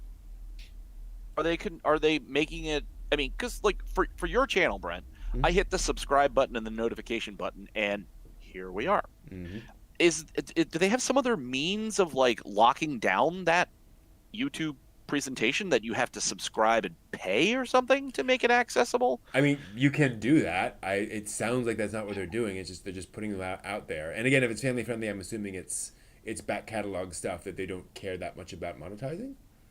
I don't know, but it's a very good question. I was going to say, because if you're trying to stop piracy, you're just releasing things for free. Yeah. Mm, So, you know what I mean? It's like, okay, great. Yeah. I'm not going to go pirate a 30-year-old kid's cartoon, but why do I care to go to YouTube versus what my other sites are? because they get paid by the ads. So they will get money off of the advertising revenue. So presumably. All right. Yeah. Fair enough. Yeah. So we'll see. And again, That's at least a little something. Yeah. And if it's a lot of stuff that hasn't been streaming before, it's like, well, we're making a little cash off something that wasn't getting any cash before. So, who knows? Well, hopefully too, it'll be because I think all of us in our journeys around the marvelous world of video sites that you can tell some of them have their content from sources where it was like 480 or like 760 quality, and it's really trash. I mean, it's just chunky and awful. It's almost like you set your camera up in front of a television and film that. So I would hope that the backlog of content that they have, that it will be like quality. It'll be at least TV quality. It might not Yeah. be, you know, super high def, but at least TV quality versus terrible crap. Yeah. Yeah. Yeah, and always good seeing the folks experiment and trying new things and seeing what happens. And I think this is it's a reasonable experiment, right? Reasonable try. Cool. Well, thank you both. Thank you, everyone, being on the chat. We'll be back next week with more of this similar stuff. And yeah, I think that'll do it for us for tonight. Thank you all. And we'll see if I can end this like I did before. Yeah, I think we're just going to say until next time.